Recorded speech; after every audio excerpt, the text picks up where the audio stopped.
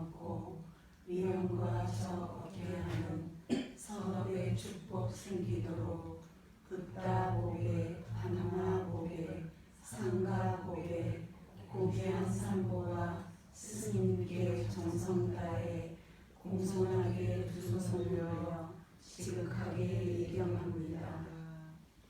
몸과 입과 마음으로 지은 세 가지 업을 참회하고 산보와 스님께 예경 올린 선업의 선한 의지로 인해 사학도 세시기 8장소 5적 4종류의 결손 5가지 파멸 96가지 질병 62가지 사견에서 언제나 멀리 벗어나 도와 과 열반의 고귀한 법을 빠르게 얻기를 주관하신 대로 성취되어지기 따라하십시오.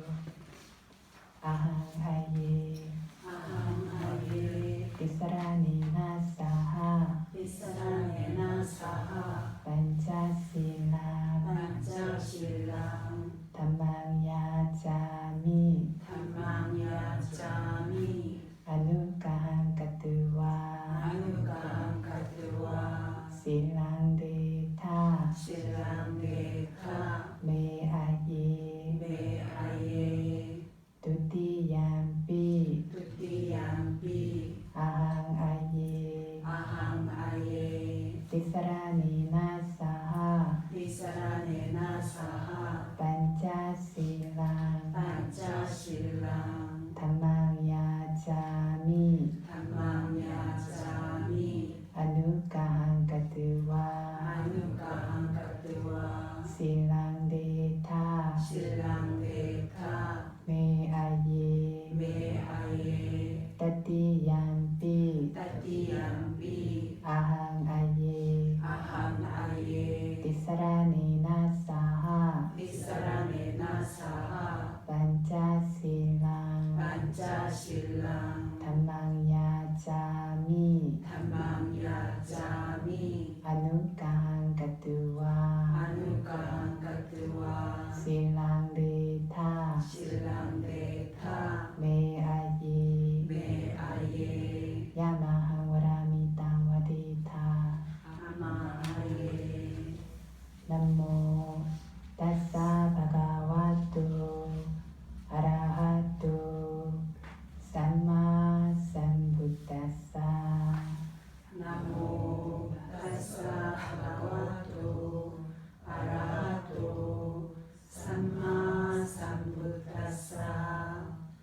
나모 타사 바가와토 아라하토 삼마 삼부타사 나모 타사 바가와토 아라하토 삼마 삼부타사 부탕 사라낭 가차미 부탕 사라낭 가차미 담망 사라낭 가차미 담망 사라낭 가차미 상캉 사라낭 가차미 상캉 사라낭 가차미 두띠얌삐 부탕 사라낭 가차미 두띠얌삐 부탕 사라낭 가차미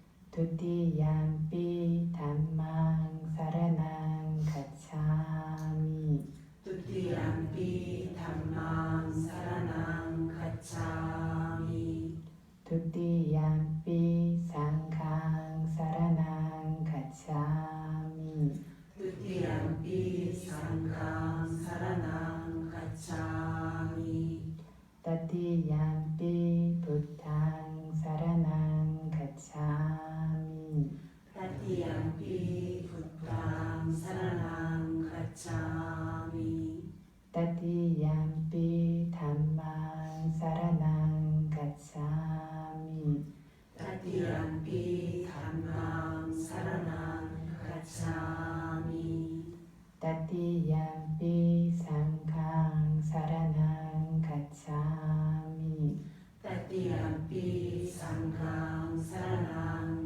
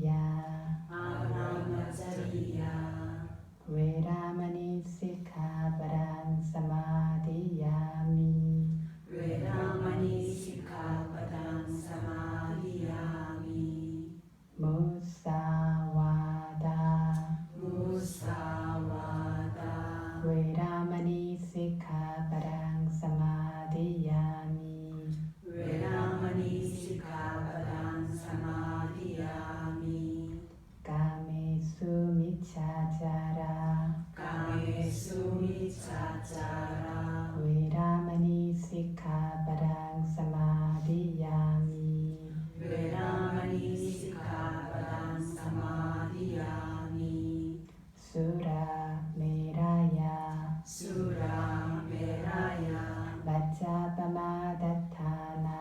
마짜바마다타나 웨라마니 시카바랑 사마디야미 베라마니 시카바단 사마디야미 이당메 실랑 이당 메실랑 마카팔라냐나사 마카팔라냐나사 바짜요 바짜요 호두 호뚜 아바마디나 삼바디타 아마아예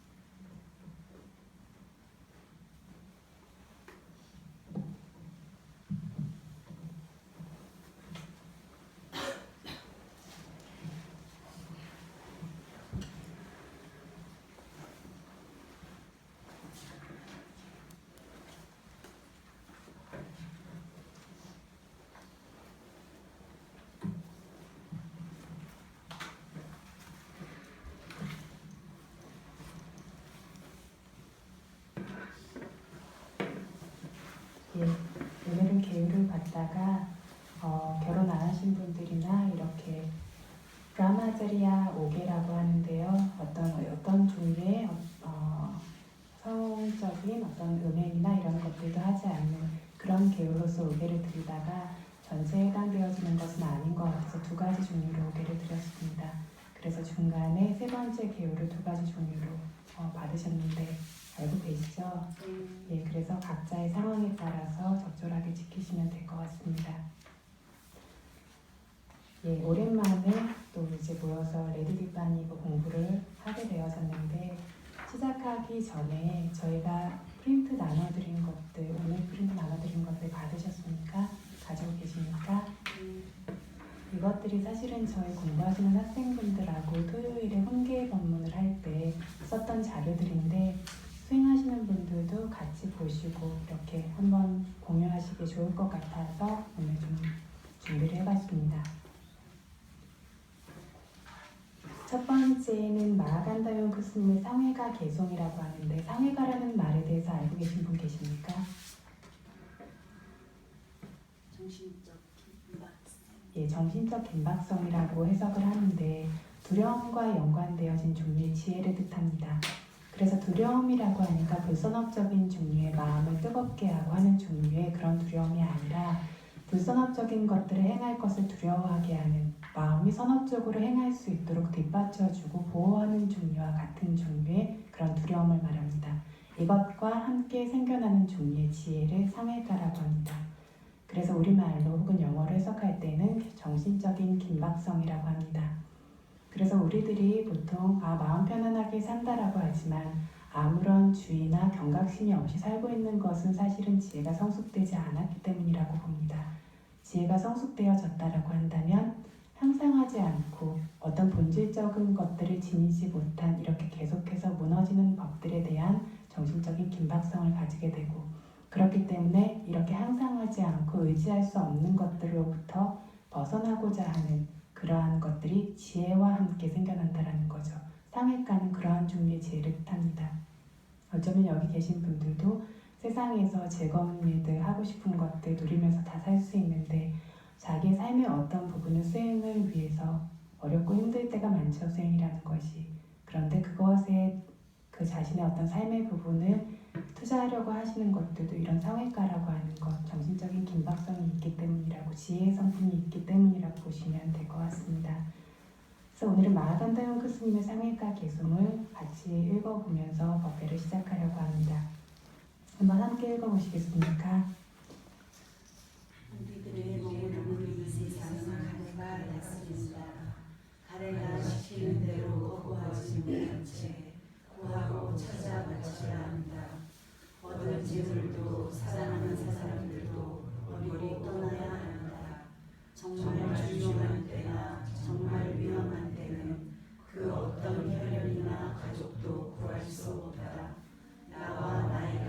테니 나보다 어리니 나보다 나이 많은 사람들이 이미 죽었다. 잠시도 멈추지 않고 언제나 나고 있으니 나도 죽음에 가까워졌다. 늙음의 불길은 몸속에서 타오르며 죽음으로 이끌도록 완전히 연소시킨다.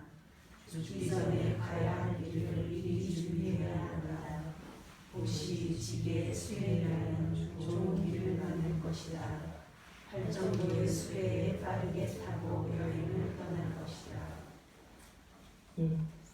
우리들이 머무르는 이 세상은 가래가 다스린다. 사람이 다스리는 게 아니라 가래가 다스립니다.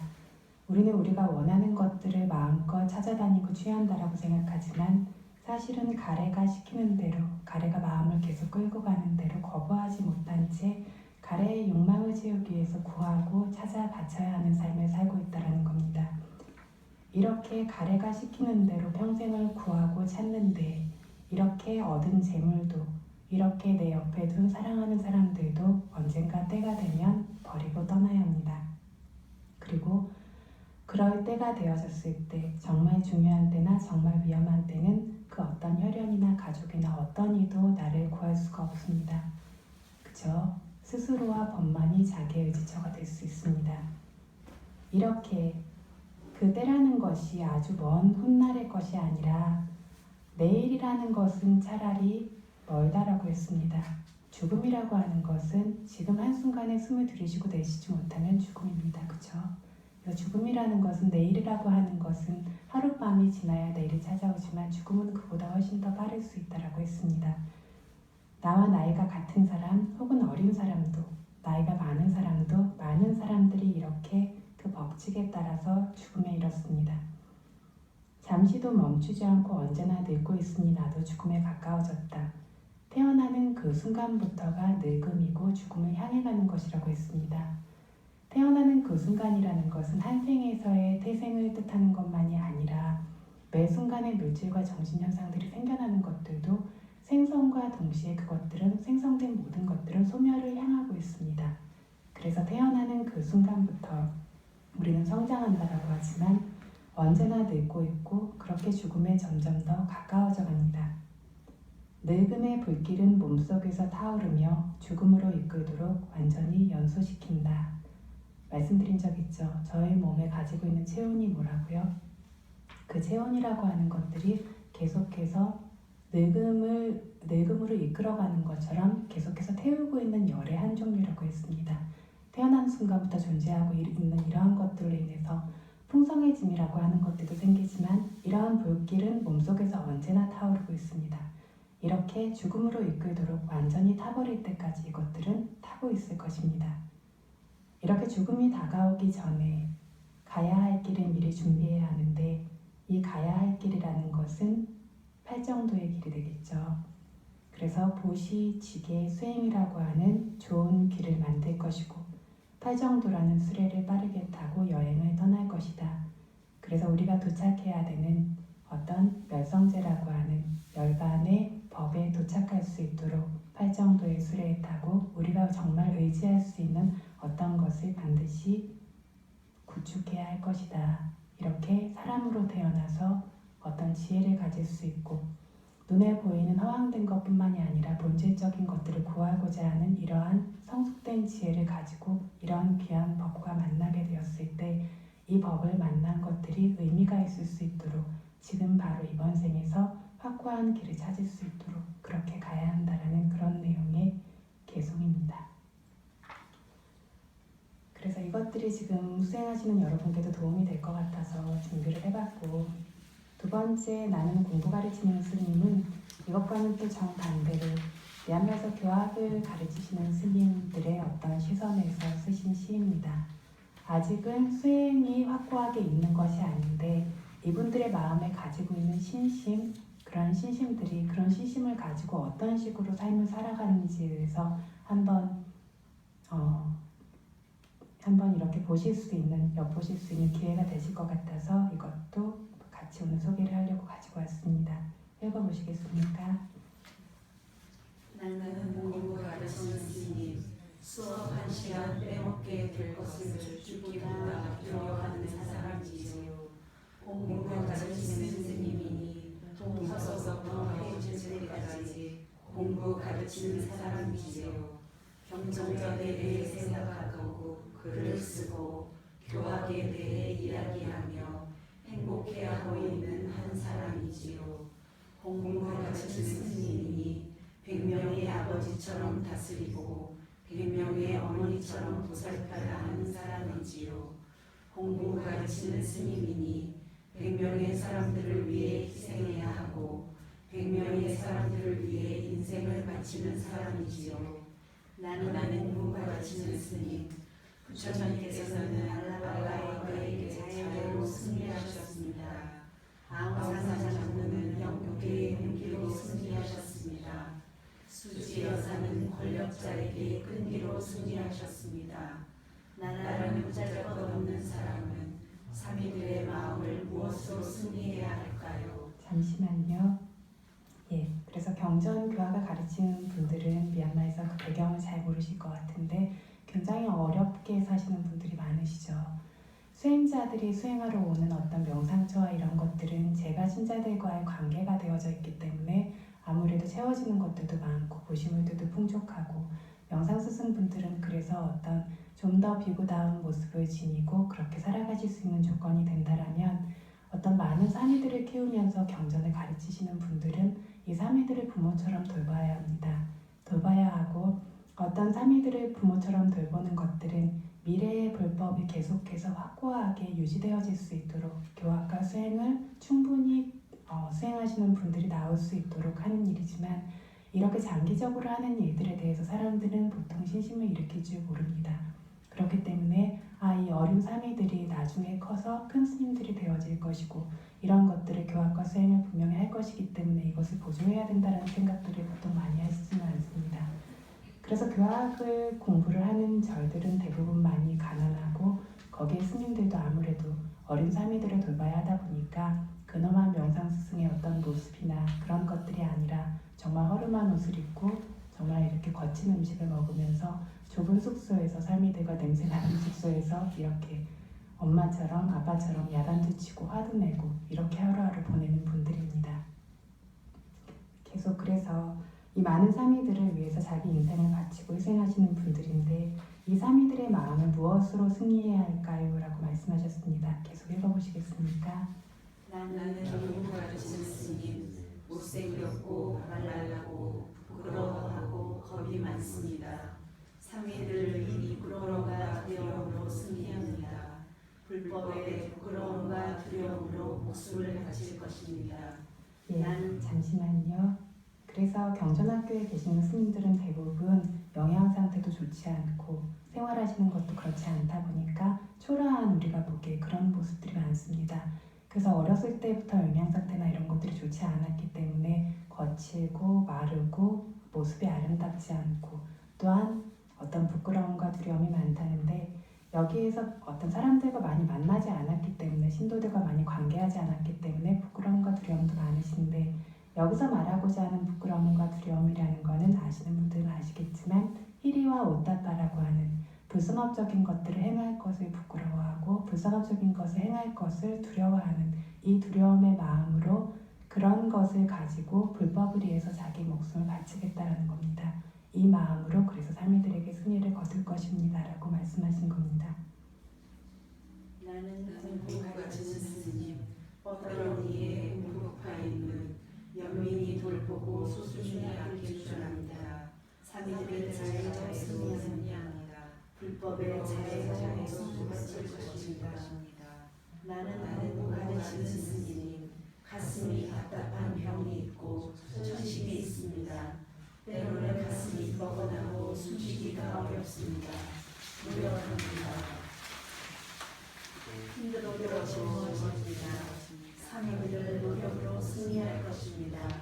불법의 노력으로 목숨을 바칠 것입니다. 잠시만요. 그래서 상황이 열악하다 보니까 몸이 좋지 않은 분들도 많이 계시고 그렇지만 어떤 힘든 그러한 것들 열악한 상황이지만 어떤 이 바른 가르침이 사람들 마음에 굳게 서는 것들을 위해서 이 힘든 것들을 짊어지는 분들이라는 거죠. 아직 수행을 하지 않은 분들이 많습니다. 그래서 우리가 수행자의 시선으로 봐서는 쉽게 이해되어지지 않는 구절들도 있어요. 그런데 어떤 이 신심을 가지고 아무도 하고 싶어 하지 않는 일, 가장 기본적이고 가장 중요한 일일 수 있는데 어떤 불법의 뿌리가 되어지는 일들을 아무도 하고 싶어 하지 않는 일들을 이분들은 어쨌든 그분들의 신심으로서 짊어지고 살겠다, 이 노력으로 승리할 것이다 라고 말씀하시는 겁니다. 나는 공부 가르치는 스님, 거친 가사도 걸치고 너덜너덜한 신발도 신습니다. 적국 하나로도 반찬이 됩니다. 상가를 베면 지친 것이 스스로 사라집니다. 상인들을 신심의 법으로 승리할 것입니다. 불법의 신심의 법으로 목숨을 바칠 것입니다. 나는 공부 가르치는 스님, 4시에 일어나서 11시에 잡니다. 화장실 청소하고 쓰레기를 줍습니다. 빗자루질을 하고 물을 깃습니다. 바리따를 읊고 자녀를 보냅니다. 눈에 불을 켜고 지켜봐야 합니다. 예, 하루 종일 눈에 불을 켜고 상인들을 감독해야 된다는 말씀입니다. 네. 나는 공부하는 스님, 친구들은 자기 아버지를 위해서 집을 지어줍니다. 나는 내 아버지를 위해 수업한 시간을 더합니다. 친구들은 자기 어머니에게 보석귀걸이 한 쌍을 걸어줍니다. 나는 내 어머니를 위해 염주 하나를 선물로 드립니다. 나는 공부 가르치는 스님, 내 어머니는 나를 불법을 위해 포시했습니다. 장에 팔 물건을 담은 쟁반을 2번 더 나릅니다. 내 아버지는 나를 위해 가사 한 벌을 포시했습니다. 등짐 2번을 더 집니다. 나는 내 아버지와 어머니를 위해서 마을에 돌아가지 않고 사원에 머무릅니다. 무슨 뜻인지 이해되세요? 이해되십니까? 이수한단이 울고 계시는데 예, 그래서 그러니까 어떤 친구들은 부모님들을 위해서 세간적인 어떠한 것들을 하지만 이렇게 출가하신 분들은 그 신심의 힘으로써 부모를 위해서 할 수 있는 것은 더 많이 불법을 위해서 일하고 선업을 쌓고 이것들을 회양할 수 있는 것. 어머니는 자식이 출가하는 바람에 자식의 보조를 받을 수가 없죠. 그리고 자식을 또 보조해야 되죠. 그렇다 보니까 쟁반을 2번 장에 팔 거를 더 날라야 되고 아버지는 자식을 보조하기 위해서 등짐 2번을 더 져야 하고 그것을 받는 자식의 마음이 그렇게 법의 어떤 것을 완전히 본 것이 아니라면 항상 즐겁고 행복하지만은 않을 거예요. 그렇죠? 하지만 뭐가 더 옳고 뭐가 더 중요한 건지를 알기 때문에 그래서 나는 내 아버지와 어머니를 위해서 마을에 돌아간다라는 건 스님들이 쉬러 가시는 걸 말해요. 1년에 한 번 정도 시험이나 어떤 모든 것들이 사원의 일들이 끝나게 되어지면 일주일에서 2주일 이렇게 집에 갔다 오는 마을에 있는 사원에 돌아갔다 오는 기간들이 있는데 그런 부모님을 위해서 돌아가지 않고 사원에 머무르면서 더욱더 선업을 쌓는다는 그런 뜻입니다. 나는 공부 가르치는 스님, 부드럽게 말해야 하고 어쩌고 저쩌고 잔소리해야 합니다. 나이 든 여자처럼 지내야 하고 큰 스승처럼 굳건해야 합니다. 나는 공부 가르치는 스님, 부유하지 않습니다. 복이 많지 않습니다. 수입이 없습니다. 이름이 없습니다. 힘들면 힘들다고 말하지 않습니다. 나는 공부 가르치는 스님, 팔이 부러지지 않았습니다. 다리가 부러지지 않았습니다. 눈이 비뚤어지지 않았습니다. 그건 모자라거나 부족한 분들 때문에 이 삶이 상한 것이 아니라는 겁니다. 나는 공부 가르치는 스님, 삼성 S7이 필요 없습니다. 아이폰이 필요 없습니다. 애플이 필요 없습니다. 고급 가사가 필요 없습니다. 세수비누가 필요 없습니다. 바디로션이 필요 없습니다. 3장이라는 책을 모두 볼 수 있으면 충분합니다. 이 얘기는 세숫비누와 빨래비누로 따로 구분해서 쓰지 않기 때문에 세숫비누가 필요 없다고 말씀하신 겁니다. 나는 공부 가르치는 스님, 지배자가 아닙니다. 권력자도 아닙니다. 특권을 누리는 사람이 아닙니다. 존경받는 사람이 아닙니다. 신도들로부터 아무것도 분양받지 않습니다. 이것도 불법을 위해서 일하지 않으면서 어떤 것도 그냥 받지 않는다라는 얘기입니다. 불법을 위해서 일할 때에도 정말로 필요한 것만, 필요한 만큼만 취한다라는 이야기입니다. 나는 공부 가르치는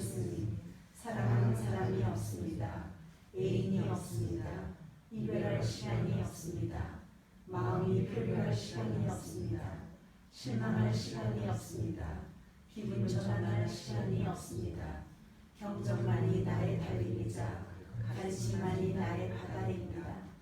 나는 공부 가르치는 스님, 설법사들을 존중하고 봉사하시는 분들을 지지하고 윗바사나 수행하시는 분들을 존경합니다. 나는 공부 가르치는 스님, 상이 한 분이 나가는 날에는 가슴이 아픕니다. 가슴이 뻐근합니다. 눈물이 흐릅니다. 잠이 오지 않습니다. 나는 공부 가르치는 스님, 수업 한 시간 빼먹게 될 것을 죽기보다 두려워하는 사람이지요. 모든 공부 가르치는 스님들께 머리 숙여 예배하며 하셨습니다. 설법사들, 봉사하시는 분들, 윗바사나 수행하시는 분들, 이런 분들은 많은 분들의 지지와 많은 분들의 지지와 존경을 받아요. 설법하시는 분들은 어떤 신도분들을 구름처럼 끌고 다니시고, 봉사하시는 분들 역시 어떤 여러 사람들을 위해서 이렇게 일하시는 분들은 많은 지지와 칭송을 받게 되어져 있죠. 윗바사나를 수행하고 가르치시는 분들은 가장 귀한 일을 하시는 분들이기 때문에 이런 분들을 존경하지만 아무도 하고 싶어 하지 않고 아주 오랜 시간 동안 매일매일 수업 한 시간 빼먹는 걸 굉장히 두려워하면서 하는 그 일들이 정말 불법을 든든하게 버틸 수 있는 그런 버팀목이 되는 그런 분들을 키워낼 수 있기 때문에 이것들을 위해서 사시는 분들이죠. 이전에는 그래서 수행하시는 분들이 아닌 분들에 대해서 굉장히 과소평가하고 이런 마음이 저한테도 있었는데 지금은 이런 마음을 가지고 사시는 분들이 사실 많지는 않아요.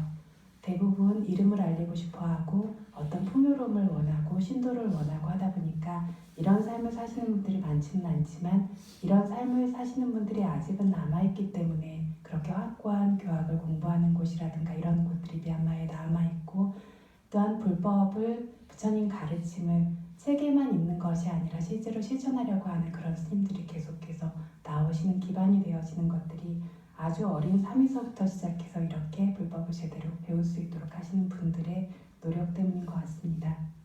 그래서 언젠가부터 제가 굉장히 유명하고 많은 사람들이 따르고 존경하는 그런 분들보다 제가 존경하는 분들은 따로 있습니다 라는 얘기를 드린 적이 있는데 그래서 이렇게 사시는 분들은 사람들이 잘 알아주지도 않고 그리고 모습도 초라하고 어디 숨어서 뭘 하고 계시는지 잘 모르는 분들이 계시지만 드러내지 않으면서 이 불법이라고 하는 것들이 온전하게 계속해서 지속되어져서 많은 사람들에게 위로움을 줄 수 있도록 그렇게 보이지 않는 곳에서 자기 일을 이렇게 하시는 분들이 계시고 그래서 그런 분들을 정말로 마음으로 저도 존경하고 있고 그래서 모든 그런 공부 가르치는 스님들만 아니라 부처님의 바른 가르침이 이 땅에서 사라지지 않도록 우리 마음에서 사라지지 않도록 모든 존재들이 행복할 수 있도록 하고자 하시는 그런 모든 분들께 머리 숙여 예배한다는 의미로 이거를 좀 소개를 해봤습니다.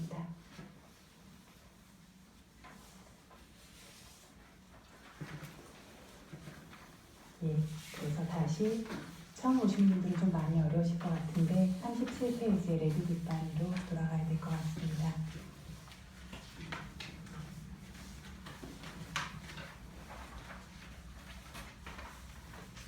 출가를 하고 이런 분들을 계속 만나 뵙고 수행을 하면서 점점 더 느끼는 것들은 우리가 보통 평가하는 것들 그리고 우리가 보통 이루기를 바라는 것들 그 외부적인 것들 이면에 숨어있는 정말 중요한 것들 그것들을 우리 안에 쌓을 수 있도록 우리 자신도 노력해야 되는 것 같고 그것들이 점점 더 견고하게 쌓여서 정말 단단하게 생겨날 수 있도록 우리가 노력해야 되는 것 같고 그리고 그것들이 생겨나게 되어졌을 때 정말 어떤 것들을 봤을 때 전에 말씀드린 적 있죠.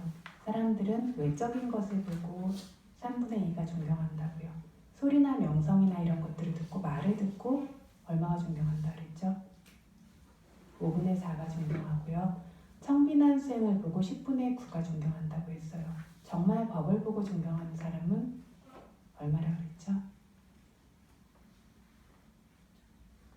10만 분의 1명이라고 그랬습니다.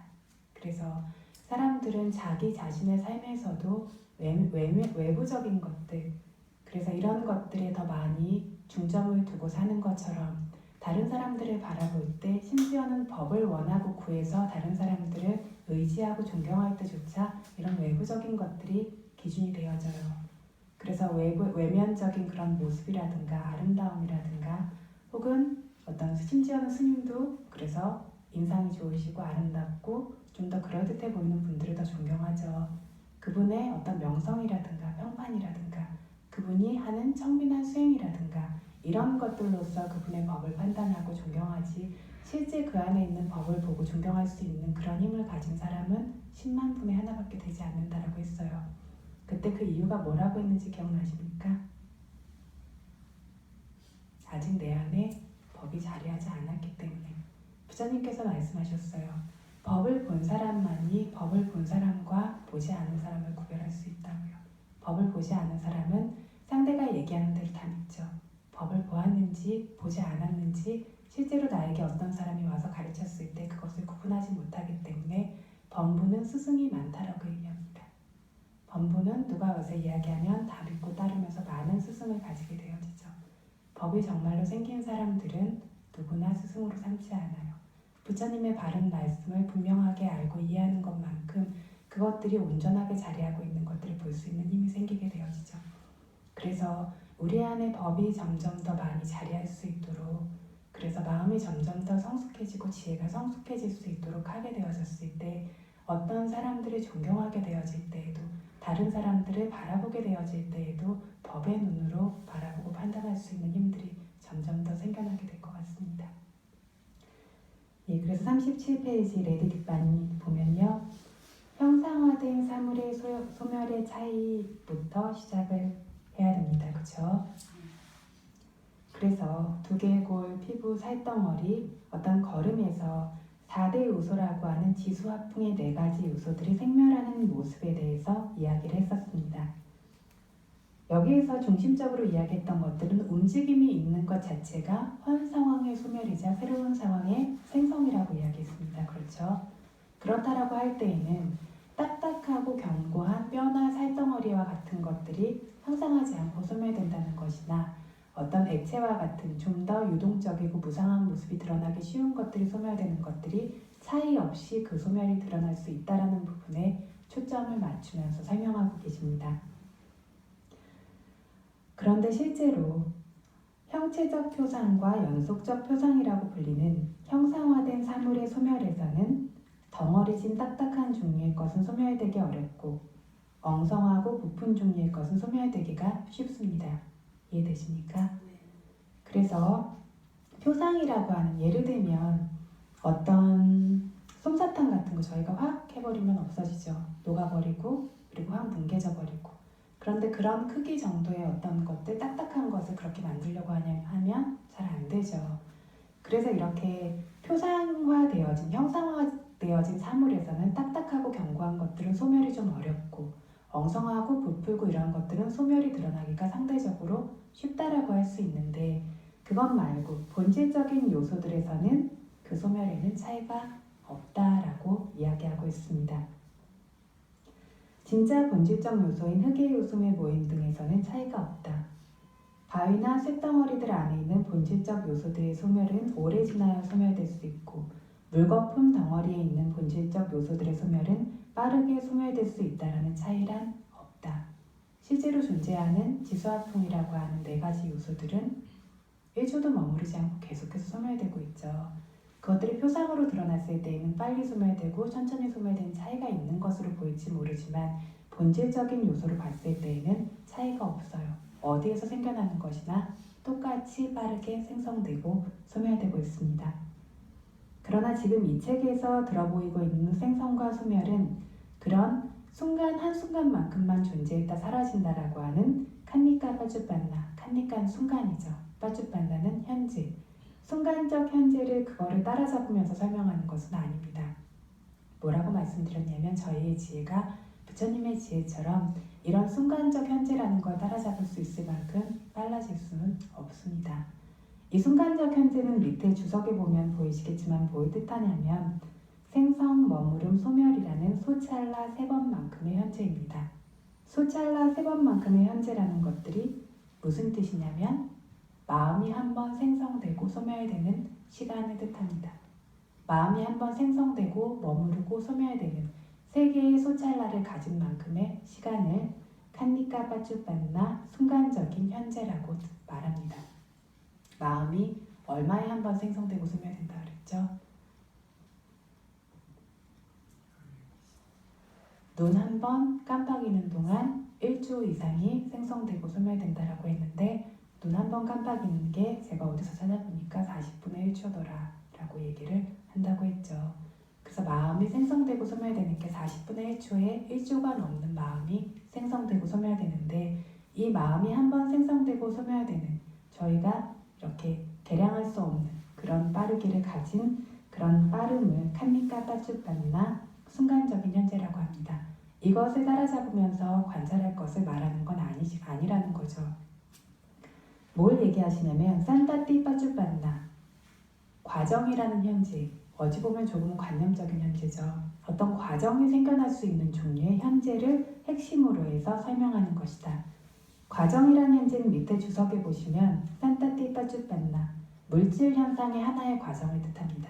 물질 현상이 한번 생겨나서 소멸될 때까지의 과정인데 이걸 뭐라고 했냐면 정신현상이 17번 생성되고 소멸되는 과정. 정신현상을 한 찰나를 작은 세 소찰나라고 구분한다면 그래서 물질현상은 소찰나가 51번만큼이 된다는 설명을 드렸었죠. 이만큼 소찰나를 봤을 때 51찰나만큼의 찰나를 이야기하는 것이다 라고 말하고 있습니다. 이것을 주로 해서 어떤 현재의 상황, 그 과정이 소멸되는 것, 새로운 반대적인 상황, 그 과정들이 생성되는 것을 설명하는 것이기 때문에 주로 봐야 될 것은 마음이 한계가 생기고 사라지는 것을 따라잡으면서 보겠다라는 것이 아니라 우리가 움직이고 있을 때 그것들의 움직임으로 인해서 생겨나는 상태의 변화, 그리고 상태의 변화라는 것이 생겨난다는 것은 원래 상황의 소멸이 있는 것이죠.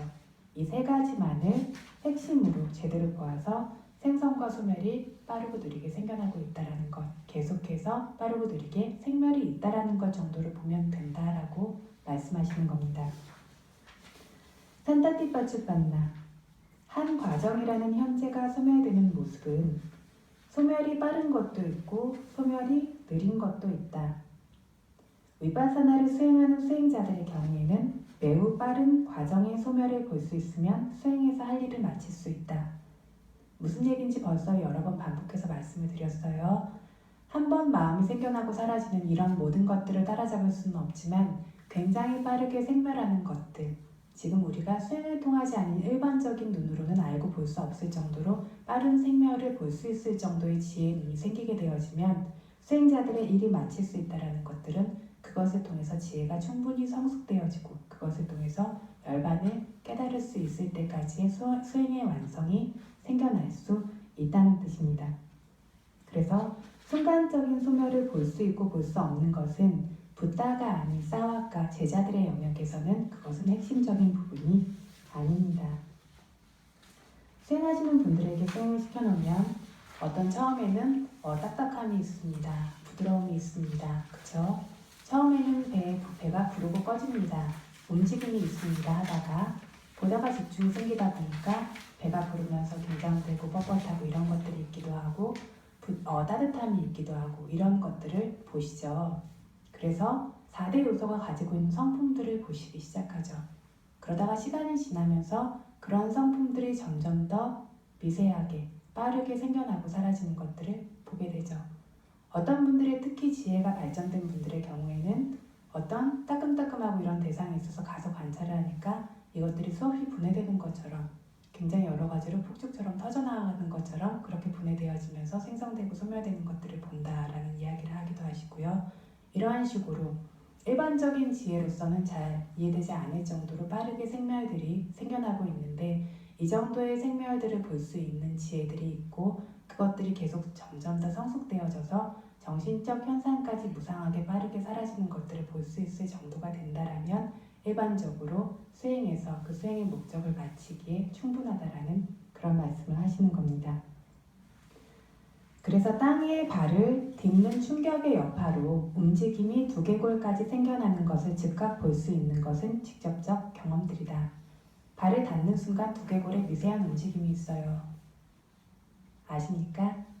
발을 땅에 닿는 순간 두개골에 미세한 움직임이 있는데 다음이라고 하는 그러한 물질로 인해서 다음에 의해서 생겨난 온도로 인해 생겨나는 물질의 모임들이 발바닥에서 닿았지만 두개골까지 말하고자 하는 것은 온몸에 그러한 새로운 물질의 모임이 무더기가 와르르 생겨난다는 거죠. 그리고 이것들은 직접적인 경험으로도 머리가 울리는 느낌이 든다라고 보실 수 있고 좀 더 알아차림이 좋을 때에는 실제로 이렇게 무수한 물질 현상들이 어떤 자극과 접촉이 있을 때마다 그것이 마음이라고 하는 정신적 접촉이건 온도라고 하는 물질적인 접촉이건 어떤 자극과 접촉이 있을 때마다 이렇게 와르르 온몸에서 생겨나고 사라지는 것들을 실제의 위퍼사나 지혜를 통해서 볼 수 있는 것이죠. 그래서 실제로 어떤 알아차림을 하시게 되어지면 아무 생각 없이 쿵당쿵당 돌아다니고 어떤 의도라든가 이런 것들을 보기가 어려워지지만 알아차림이 점점 더 섬세해지면 어떻게 됩니까? 의도가 먼저 생겨나는 것들이 보여지고 의도가 생김으로써 움직임이 생긴다가 아니라 움직임이 생기기 이전에 의도가 생성된 것만으로 무수한 물질 현상들이 생기고 사라지는 것들이 보이고 이 무수한 물질 현상들이 의도가 연속적으로 생기고 강력하게 생김에 의해서 이 물질 현상들이 충분히 강력하게 생겨났을 때에야 우리가 움직임이라고 인식하는 어떤 과정이 생겨난다는 것들을 볼 수 있게 되어지죠. 그래서 이런 식으로 그 충격의 여파가 여기서는 움직임이 두개골까지 생겨나는 것으로 이야기하셨는데 이보다 훨씬 미세한 것들이 수행 안에서 드러날 수 있어야 될 겁니다. 그래서 여기에서 매우 딱딱한 뼈의 상태의 소멸과 퍼지고 부푼 살의 상태의 소멸이 같을 수 있을 것인가 없을 것인가를 생각하고 있을 필요란 없다. 조금 전에 말씀드린 것처럼 의도 한 번이나 접촉 한 번이 일어날 때마다 무수한 물질 현상들이 생기고 사라집니다. 그런데 뼈라든가 살이라든가 이 새로운 생성을 보지 못하고 뼈와 살이라고 하는 고정된 관념적인 표상만을 보기 때문에 이것들이 고정되어 있는 것처럼 보여지게 되는 것이죠.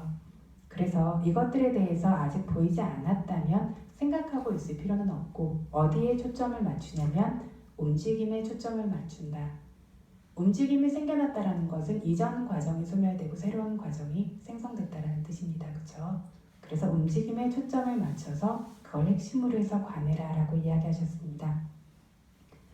그러나 특별히 말할 것은 매우 딱딱한 종류의 사물들은 그 상황이 무너지기가 어렵게 보이지만 상태가 소멸되기가 어렵게 보이지만 소멸되게 되어지면 산이 무너지면 풀도 다 잘려버린다라는 말처럼 산산조각이 나면서 완전히 부서지는 것과 같다. 이 두개골에서의 딱딱함이라는 흙의 몸의 모임의 소멸도 산산조각 나는 종류의 소멸이기 때문에 살과 피부들의 소멸보다도 보기에 더 분명한 부분도 있다라는 겁니다. 그리고 이렇게 딱딱함이라고 하는 흙의 모임의 소멸을 볼 수 있으면 이 흙의 요소들을 결합하고 지탱하고 있는 이것들을 뭉치게 만들어주고 있는 물의 모임의 소멸도 볼 수 있고 그 흙의 모임을 데우고 다스리고 있는 뜨거움과 따뜻함이라는 온도적인 불의 모임의 소멸도 볼 수 있고 그러한 불의 영향인 바람의 모임의 소멸들도 드러나게 볼 수 있는 힘이 생겨나게 된다는 겁니다. 그래서 하나가 분명히 보일 수 있도록 노력을 하게 되어지면 다른 것들이 저절로 드러나게 되어진다. 이 두개골을 보는 눈이 열리도록 특별히 노력해서 보라. 움직임이 생겨나면 상황의 소멸, 이전 상황의 소멸은 반드시 있죠. 서 있다가 걸었고 걷다가 멈췄고 멈췄다가 앉았고 이전 상황의 소멸이 없이 새로운 상황의 생성이라는 움직임은 생겨날 수가 없습니다. 상황의 소멸이란 바로 이전 물질, 이전 성품들의 소멸이고 그래서 움직임이 보이면 움직임이 생겨나는 장소 전체에서 소멸을 볼 수 있어야 되고 새로운 생성도 볼 수 있도록 그런 눈으로 계속 바라볼 수 있도록 해라.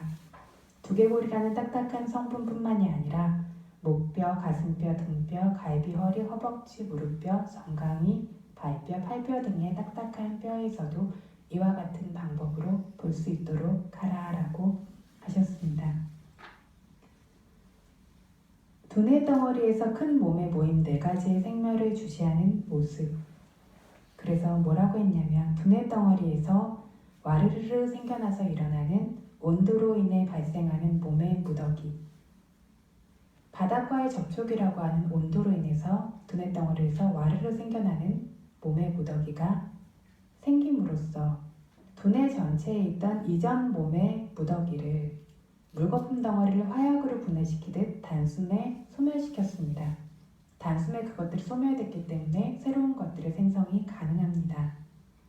뇌 전체에 동시에 생겨나는 바람의 물질 모임이라는 움직임이라는 새로운 상황들이 모두 보일 수 있도록 보라. 뇌 전체에 동시에 상황이 소멸됨을 보게 될 것이다. 이렇게 우리 몸속뿐만이 아니라 조건 지어진 이 주변 환경까지 모든 것에는 새로운 생성이 굉장하게 많아요. 그런데 우리 몸 안에 있는 것들도 분명하게 인지를 하지 못하기 때문에 이렇게 계속해서 새로운 생성이 생겨난다는 것들을 알기가 어렵죠. 왜 인지를 할 수가 없을까요?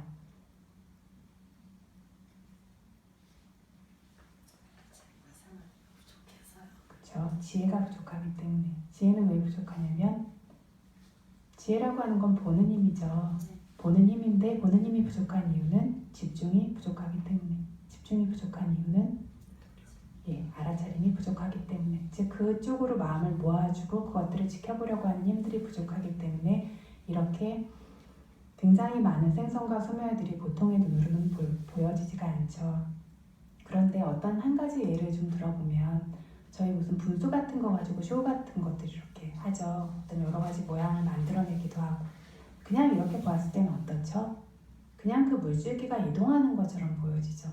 근데 거기에서 나오고 있는 물들이 계속 같은 물인가요? 아니죠. 원래 있었던 것들은 계속해서 떨어지고 사라지면서 새로운 것들이 계속해서 나오고 있죠. 계속해서 나오고 있는데 그냥 멀리서 봤을 때는 어떻게 보이냐면 하나의 형체가 움직이고 있는 것들도 보이죠. 이런 것처럼 우리 몸속에서도 몸 밖에서도 견고하게 보이는 것들도 이런 물과 같은 것처럼 우리가 분명히 인지하고 있는 것들도 상관없이 이것들은 계속해서 한 것들이 끊임없이 빠르게 소멸되어져 가면서 새로운 것들이 생성되어져서 그 자리를 채우는데 이 새로운 것의 생성과 한 것의 소멸이 너무나 빠르고 이 두 가지가 비슷한 성품을 지니고 있기 때문에 방금 뭐죠? 앞에 것도 물이고 뒤에 것도 물이에요. 같은 색깔을 지니고 같은 모습을 지닌 것들이 비슷한 자리에 생겨나게 되어지니까 하나라고 같은 것이라고 저희가 믿고 있죠. 저희 몸도요. 그래서 어렸을 때부터 살아온 이 몸이 지금까지 계속 살고 있는 것 같지만 실제로는 방금 전에 분수 같은 거 쇼할 때 계속 소멸되고 계속 새로운 것들이 생성되고 있는 것들이 흐름이 비슷한 것들이, 과정이 비슷한 것들이 너무나 빠르게 그 자리를 채우고 있기 때문에 이것이 확고하게 연결되어지는 것이라고 보고 있는 거죠. 그러한 어떤 표상들에 대해서 집착하고 있어서 그렇게 덩어리로 보려고 하는 것들을 계속 깨기 위해서 이것들을 반복해서 설명하고 계세요. 레이저 쇼나 이런 것들도 그렇죠. 레이저 같은 걸로 쇼하고 이러면 어떤 분명한 영상 같은 것들을 만들어내죠. 만들어내지만 그것들이 어떤 그 영상이 확고하게 머무르고 자리 잡고 있는 것이냐면 만질 수도 없고 계속 새로운 걸 쏴주고 있기 때문에 그것들이 형상을 드러내요. 계속해서 새로운 걸 쏴주던 것들을 멈추면 없어지죠. 그런 것처럼 어떤 존재하는 모든 것들, 우리 몸속 안과 몸 밖에 있는 모든 것들이 이렇게 인식하기 쉬운 물질 현상뿐만 아니라 정신 현상들도 계속해서 정신 현상들이 헌 것은 소멸되어지고 새로운 것들은 생성되어지면서 그 자리를 계속 채우는 것처럼 하나의 과정처럼 보여지고 있다는 이야기입니다. 그래서 그것들을 분명하게 지혜의 눈으로서 이러한 생명들을 볼 수 있기 전에는 원래 있던 상황이 소멸되어지는 것들, 어떻죠? 팔에 따뜻함이 생겼는데 사라졌다라든가, 그죠? 아니면 어떤 팽팽함이 생겼는데 사라졌다라든가, 숨을 들이쉬고 그것이 끝나고 호흡이 나가는 것이 생겼다라든가, 이런 어떤 상황의 변화라고 하는 큰 변화 과정만이라도 생멸로 볼 수 있는, 그러한 쪽으로 마음을 향해서 볼 수 있는 것들을 개발시키기 위한 이야기를 하십니다. 그래서 두뇌 덩어리 상황의 소멸이라는 건 뭐냐면 움직임이 있었다면 새로운 상황이 있었다면 이전 상황이라고는 두뇌 덩어리라고 우리가 인식하고 있는 물질 현상들이 이미 생성되고 소멸되어지면서 새로운 물질 현상들의 소멸로 새로운 두뇌 덩어리가 움직임이라고 하는 건 뭐죠? 다른 장소에 새로 생기고 있는 것과 같다는 겁니다. 저는 설명드렸죠. 마치 애니메이션 그렇게 것들을 연결시키게 됐을 때 하나의 움직임처럼 보이는 것처럼. 그래서 어떤 두뇌 덩어리 상황의 소멸, 즉 이동이 있었다는 거는 상황의 소멸이 있었다는 거고, 그 상황의 소멸이란 몸을 구성하고 있는 가장 강력한 기본 단위라는 지수화풍의 4가지 무더기가 동시에 사라지고 소멸하고 있는 것이다. 이전 4가지 몸의 무더기가 사라지면 그 두뇌 덩어리 전체도 사라진다. 이전 몸의 무더기 지수화풍의 요소가 소멸되지 않고 계속 유지되고 있는 거라면 100개의 벼락이 모여져도 그 두뇌는 움직임이 있어서는 안 된다. 이전 상황의 소멸은 분명히 있는 것이다. 원래대로만 만약에 소멸이 없다면 존재해야 된다. 그 어떤 부분에서도 머리카락 조각만큼도 새로운 상황의 생성이 나타나서는 안 된다. 움직임이 나타나서는 안 된다. 폐덩어리 등에서 생멸을 주시하는 모습 마찬가지입니다. 가슴 가득 들어차 있는 폐라는 큰 덩어리 안에 단숨에 생겨나 올라오는 공기의 요소의 큰 모임은 허파 전체에 있는 이전 몸의 모임들을 화약으로 분해시키는 것처럼 그렇게 생멸이 강렬하고 사실은 빨라요. 그렇게 단숨에 사라지게 한다. 두뇌에서처럼 똑같이 알면 된다. 심장, 간, 신장, 대장, 소장들도 이같이 알라. 잘 안 되죠. 심장이라고 하면 내 심장에서 견고하게 있는 것들이 계속해서 뛰면서 그렇게 여겨서 너무 소중해요. 그죠? 그렇기 때문에 어떤 원래의 형태를, 상태를 계속해서 지속시키려고 하는 그런 것들이 생기죠. 이것들이 이렇게 굉장히 빠르게 생멸하면서 무상한 것인데 그것을 보지 못하기 때문에 이것들이 영원하다라고 여기고 이게 확고하다라고 여기고 내 거라고 여기고 여기에 대한 집착이 생겨나게 되어져요. 그래서 어떻죠? 지금 우리가 있는 상태에서 뭐가 조금만 변화하면 뛰던 심장이 조금만 빠르게 뛰어도 얼굴에 뭔가 좀 열만 올라도 숨쉬에 조금만 불편함만 생겨도 어떻게 될 것처럼 굉장히 두려워하죠. 근데 실제로 이것들은 계속해서 새로 생성되고 소멸되어지는데 그 생성과 소멸은 각각의 조건에 따라서만 가능하고 여기에서 통제하고 마음대로 할 수 있는 어떤 것들은 아무것도 없다라는 겁니다. 그래서 있는 그대로 존재하는 모든 것들의 있는 그대로 본질적인 모습을 볼 수 있도록 노력해야 된다는 겁니다. 이렇게 이전 몸의 무더기들이 무너지고 사라짐이라는 소멸의 경계, 새로운 상황이 처음 생성되는 시작이라는 생성의 경계, 이 경계 사이에는 분리하는 허공, 그 분리라는 것과 4가지 몸의 모든 부분들을 분리하는 허공들이 항상에서 있다라고 했죠. 이것과 4대 요소의 부분들을 몸의 모든 부분에서 명확하게 볼 수 있도록 힘을 기울여라. 이렇게 몸 전체에 걸쳐서 지혜의 눈이 열릴 수 있도록 각각의 부분을 분리해서 먼저 보고 수행할 수 있도록 하는 것이다. 오랜 날들을 이렇게 확고하게 노력해서 특히나 위파사나 수행을 확고하게 함을 통해서 이러한 무상을 보는 지혜의 눈이 열리게 되었을 때에는 이 몸은 물거품 덩어리와 같다라고 설하신 부처님의 가르침이 참으로 그렇다, 너무나 맞다고 알게 되어 부처님에 대한 존경이 더 커지게 될 것이다. 마치 물거품 덩어리들이 오염물들로 인해서 하나하나가 점점 더 커지게 되어져서 큰 덩어리를 이루고 있는데 이 물거품 덩어리를 견고한 어떤 형상으로 보이지만 가져다 뭘 하려고 잡으면 어떻게 되죠? 없죠. 소멸되고 없는 것처럼 우리의 몸이라고 보이는 이렇게 견고하게 보이는 것들도 잡아서 사용하고 쓸 수 있을 정도의 견고한 실체를 가진 어떤 것도 없게 된다는 것들을 이 수행을 통한 지혜의 눈이 점점 더 열리게 되었을 때에는 정말로 부처님께서 말씀하신 것처럼 이 물거품 덩어리와 같다라는 것들을 분명하게 알고 볼 수 있을 것이다 라고 말씀하신 겁니다. 그래서 오온의 예에 대해서 이야기를 한번 하기로 했는데 오늘 말고 다음 시간쯤에 오온을 부처님께서 각각의 어떤 예로 비유해 두신 그 부분에 대해서 좀 자세하게 설명을 드릴 기회가 있을 것 같은데 굉장히 신심이 많이 생기는 부분인 것 같습니다. 이렇게 몸 전체가 어떤 표상도 남아있지 않을 정도로 가루가 나서 남는 것이 없을 정도로 지혜의 시각이 터지게 되는 때부터 시작해서는 이렇게 지혜를 보는 힘이 생기게 되었다면 몸 전체를 포괄해서도 보고 원하는 부분들 일부분들에 초점을 맞추어서도 보고 그런데 이것을 덩어리, 모임으로서만 확고하게 주시해야 한다라고 했습니다.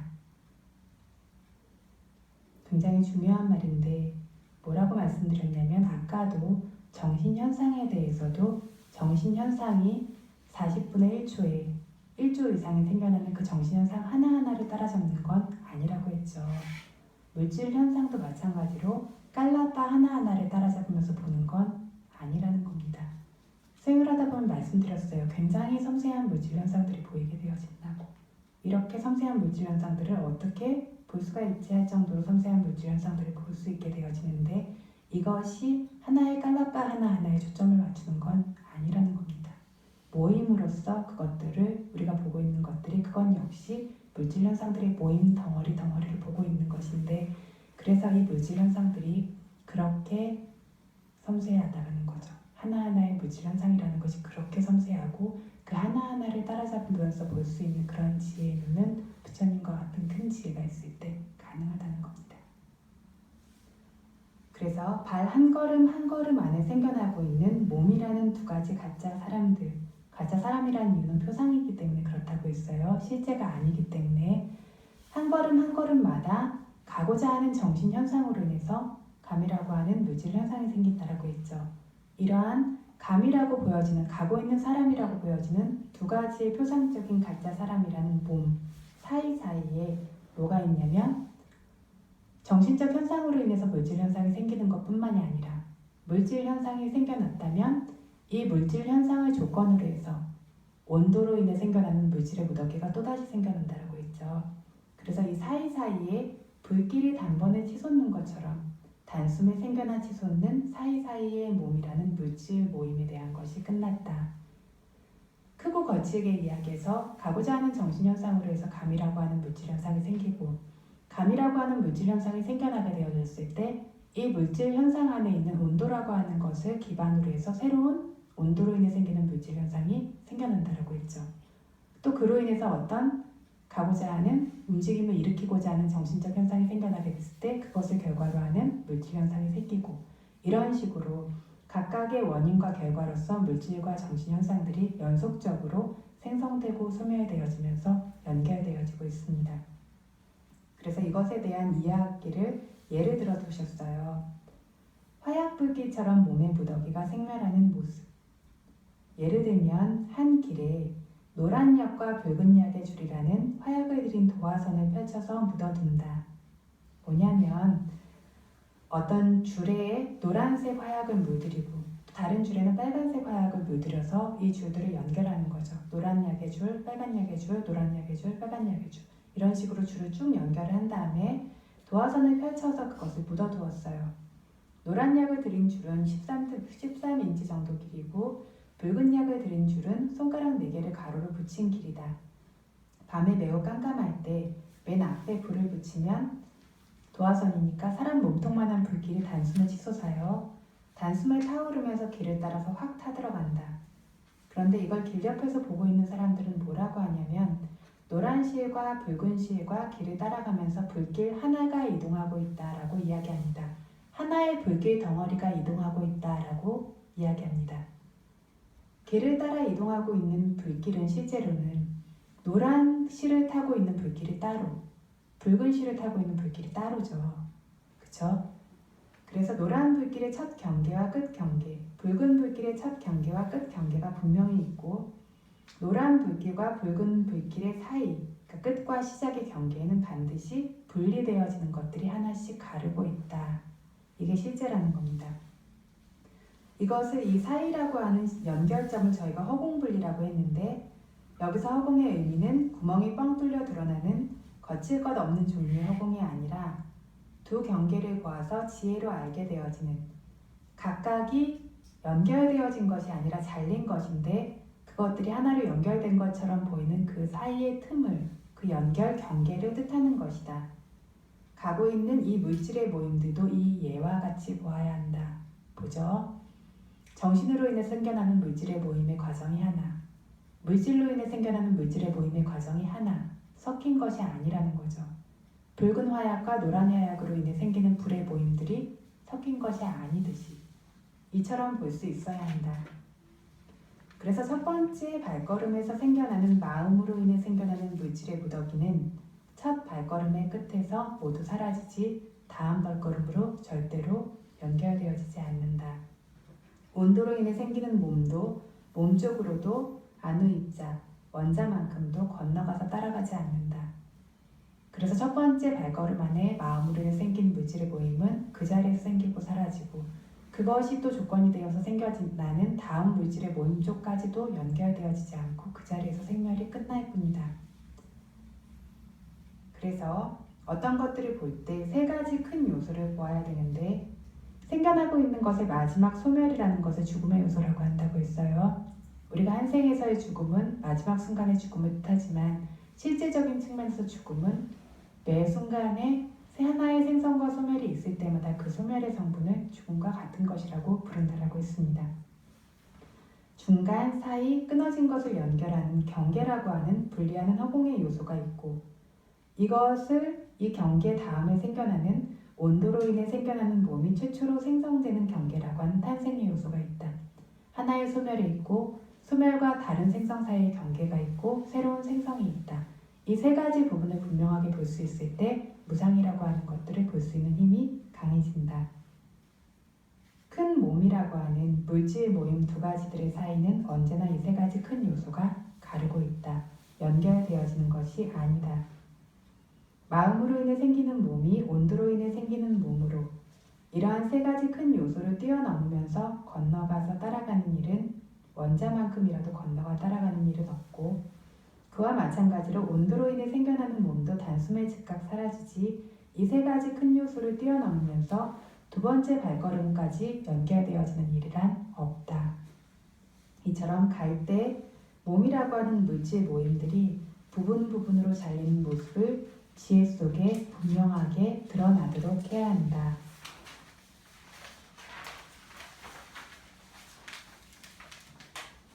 화약불을 보는 두 가지 모습 중에서요. 불길을 보는 사람들 중에 감각기관으로서의 눈, 뭐죠? 우리가 일단 일반적으로 알고 있는 눈만 있고 지혜의 눈이 없는 눈먼 어리석은 이들이 보는 눈이 있고요. 지혜의 눈을 가진 사람들이 보는 봄이 다르다라고 했습니다. 일반적인 감각기관으로서의 눈은 밑에 줄을 달아놓는데요. 저희 아비담마에서 경전에서 이야기하는 눈의 물질이라는 것은 안구 전체를 뜻하지는 않아요. 뭘 뜻하냐면 눈의 검은 자 안에 존재하는 이 아시죠? 옛날에 머릿속이나 이렇게 옷이나 이런 데 있는 이 아시죠?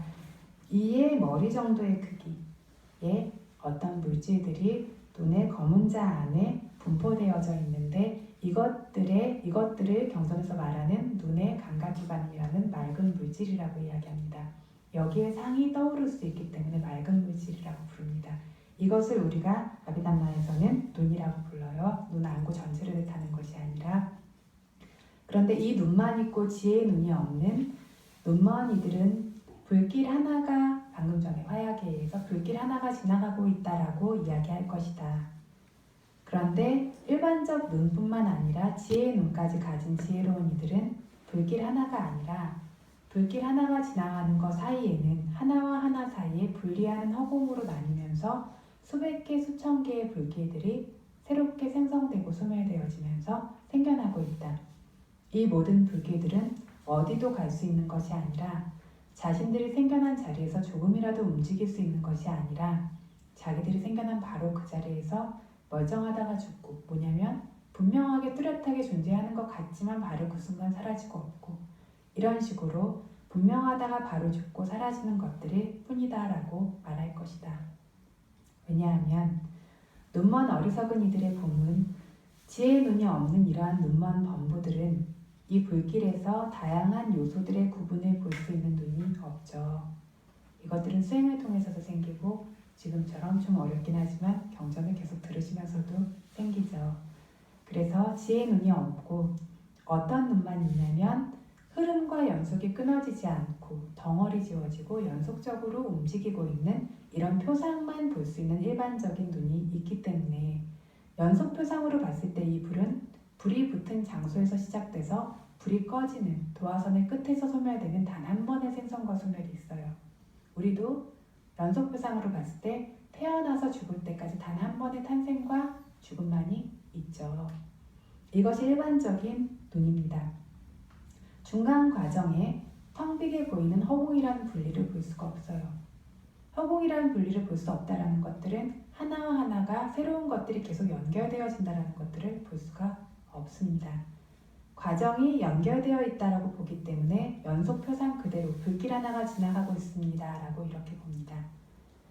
지혜로운 이의 봄은 지혜의 눈으로 보는 사람들은 어리석은 범부들처럼 일반적인 눈으로 연속 표상을 보지만 일반적 눈의 시각이라는 것은 절대 바른 법을 향하는 것이 아니고 바른 법은 뭐죠? 실제 존재하는 것, 실제로 자리하는 것 쪽으로 절대 향하는 일이 없이 언제나 실제가 아닌 것들이 끼어들고 있다는 것. 그래서 일반적인 눈의 시각을 인식의 속임수라는 것을 알기 때문에 이것을 제거하고 지혜의 눈의 시각이 드러나도록 해서 본다. 불길이 생겨나는 원인과 지혜의 시각. 어떻게 보냐면 이 불길에는 그 아래 도화선이 있고 그 도화선에서 불길이 생겨나죠. 그러한 화약줄도 노란 화약 한 줄, 붉은 화약 한 줄씩 순서대로 구분되어져서 이어놨다라고 했어요. 각각의 줄에 따라 불길도 각각 생긴다. 노란 화약에서 붉은 불이 생길 수 없고 붉은 화약에서 노란 불이 생길 수 없다. 그래서 각각의 불길만이 각각의 조건에 따라 생겨난다. 전체에 걸쳐서 단 하나가 절대로 아니다. 하나의 불길이 절대 아니다. 자기의 조건이 되어지는 각각의 색깔을 가진 화약이 닿을 때마다 각각의 장소에서 따로따로 소멸된다. 다른 어디로도 이동하거나 갈 수 있는 것이 아니라고 본다. 이것이 불길이 생겨날 수 있도록 하는 조건과 관련해서 지혜의 시각이 생겨나는 점이다. 그래서 불길 전체에서 노란색의 한 종류의 성품, 붉은색의 한 종류의 성품으로 각각이고 이렇게 두 종류의 색의 성품이 구분되고 차이가 나는 것도 이러한 색의 의지처인 4대 요소들이 두 종류로 구분되고 차이가 있기 때문이다. 노란색이 의지하고 있는 4대 요소가 따로, 붉은색이 의지하고 있는 4대 요소가 따로, 노란색의 불길이 닿을 때 앞에 4대 요소는 사라진 것이고 붉은색의 불길이 닿을 때 붉은색과 관련된 4대 요소도 사라진 겁니다. 노란색 요소의 의지처인 4대 요소가 소멸되는 곳에서 노란색 요소도 소멸되고 노란 불길도 소멸되고 붉은색 요소의 의지처인 4대 요소가 소멸되는 곳에서 붉은색 요소도 소멸되고 붉은 불길도 소멸되어지고 이런 두 가지 종류의 색의 소멸은 보통의 눈으로 봐도 분명하죠. 두 가지 색의 요소의 소멸을 봄으로써 이것의 조건이 되어지는 4대 요소도 각각의 색과 함께 소멸되는 것을 알고 보게 된다. 그리고 이 4대 요소의 모임, 그 성분에서 벗어나는 불길이라는 것은 존재하지 않습니다. 존재하는 모든 물질 현상들은 기본적으로 이 4대 요소로 이루어져 있고 그 위에 다른 어떤 물질 성분들이 더해지긴 하지만 기본 바탕이 되어지는 것은 4대 요소라고 했습니다. 그래서 이러한 물질 모임 요소들이 사라지는 곳에서 각각의 몸과 각각의 성분들과 함께 각각의 불길이 각자 생겨나서 각각의 몸과 각각의 성분이 소멸되는 곳에서 각각의 불길도 사라지게 된다. 이것이 불길의 본질인 몸의 분류, 세계의 요소의 분류와 관련해서 지혜의 눈이 나타나는 점이다.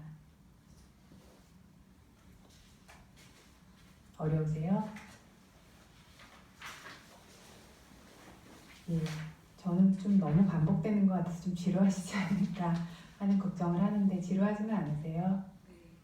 예, 그래서 지금 얘기하고자 하는 것은 우리가 지금 보면 내가 간다, 내가 선다, 내가 앉는다 이렇게 보고 있지만 어떤 가는 것과 서는 것이 다르고 서는 것과 앉는 것이 다르고 심지어 가는 것 안에서도 다리를 들고 가고 내리는 것이 다르고 심지어 다리를 드는 것 안에서도 수 없는 마음으로 인해 생겨나는 물질 현상과 물질로 인해 생겨나는 물질 현상과 이렇게 정신과 물질 현상들이 따로따로 생겨나고 생겨난 것들이 이렇게 원자만큼도 이동하지 않고 그 자리에서 생성되고 소멸되는 것들이 계속해서 생멸이 연결되어지기 때문에 연속적인 표상으로 보인다라는 얘기를 하고 있죠.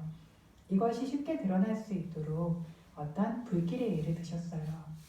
그래서 노란색 불길을 그냥 따로 해놨다면 노란색 실이 화약을 들인 실이 있다라면 그만큼 생기고 사라질 텐데 붉은색으로 연결시켜 놓고 또 노란색, 붉은색, 노란색, 붉은색 연결시켜 놓으니까 이것이 너무나 빠르게 훅 하고 타서 가니까 불길 덩어리가 이만하게 사람 몸만큼 큰 불길 덩어리가 가면 사람이 가고 있는 것처럼 아 불길 한 덩어리가 가는구나 라고 인식하죠.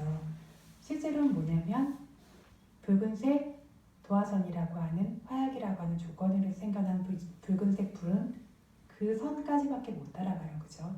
그리고 소멸되고 이 경계가 끝난 다음에 노란색 도화선과 연관되어진 어떤 불길이 생겨나고 그 경계의 끝까지밖에 가지 못해요. 그 이상 연결되어지는 것들은 없어요. 그래서 각각의 조건에 따라서 생겨나는 생성과 소멸이 있고 경계가 있고 새로운 생성과 소멸이 있다는 점들을 이렇게 예를 들어서 보여주고 계신 겁니다. 그래서 두 가지 봄이 틀리다고 했어요. 일반적인 시각으로 본 불길 덩어리가 간다라고 보는 것과 지혜로 보는 불길 덩어리가 아니라 무수한 불길이 생성되고 소멸되고 있다는 봄이 다르다고 했는데 이렇게 지혜의 눈에 시각이 드러나도록 해서 알고 보기 때문에 원래의 눈의 시각은 불길이 하나라고 결정해요. 지혜의 눈의 시각은 불길 하나가 아니라고 부인하고 불길을 각각의 분리로 나누며 수천 수백 개 이상 많다라고 결정을 합니다. 그래서 원래의 눈의 시각은 불길이 가고 있다라고 결정해요. 지혜의 눈은 어떻죠?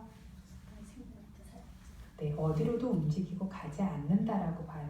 생성된 바로 그 자리에서 소멸된다라고 확고한 결정을 내립니다. 이렇게 형체적인 표상, 연속적인 표상만 볼 수 있는 원래의 눈이 작용하는 방식과 이것들을 가진 요소와 성품들이 작용하는 방식을 볼 수 있는 지혜의 눈이 작용하는 방식은 서로 다릅니다. 이렇게 지혜로운 사람들은 원래의 눈이 보는 시각을 제거하며 지혜의 눈을 추구하고 이렇게 눈먼 어리석은 범부들의 시각과 훌륭한 현인들의 시각 두 가지가 차이나는 모습이 생겨난다. 이것은 견해, 시각을 확립하는 초기에 지금 말하고 있는 것은 견해를 확립하는 초기에 몸이라고 하는 물질 모임의 생성과 소멸을 보는 지혜의 시각이 열리도록 그거를 설립시킬 수 있도록 하기 위한 예를 들어보인 것이다. 이러한 예에 따라서 지혜로 봄이 분명한 때는 하나의 불길을 보고 있으면 흔들리고 동요하고 펄럭이고 요동치는 것들이 보이기 때문에 큰 불길 하나가 사라지기 전에조차 불길 전체 안에 어떤 상황이 계속 변화하고 있다는 걸 알아요. 변한다라는 거는 상황이 소멸되고 상태가 소멸되고 동작이 소멸되고 그래서 새로운 상황, 상태, 동작이 생성된다는 걸 직접 알고 보는 거죠. 이렇게 발걸음 한 걸음 안에서조차 이러한 불길 안에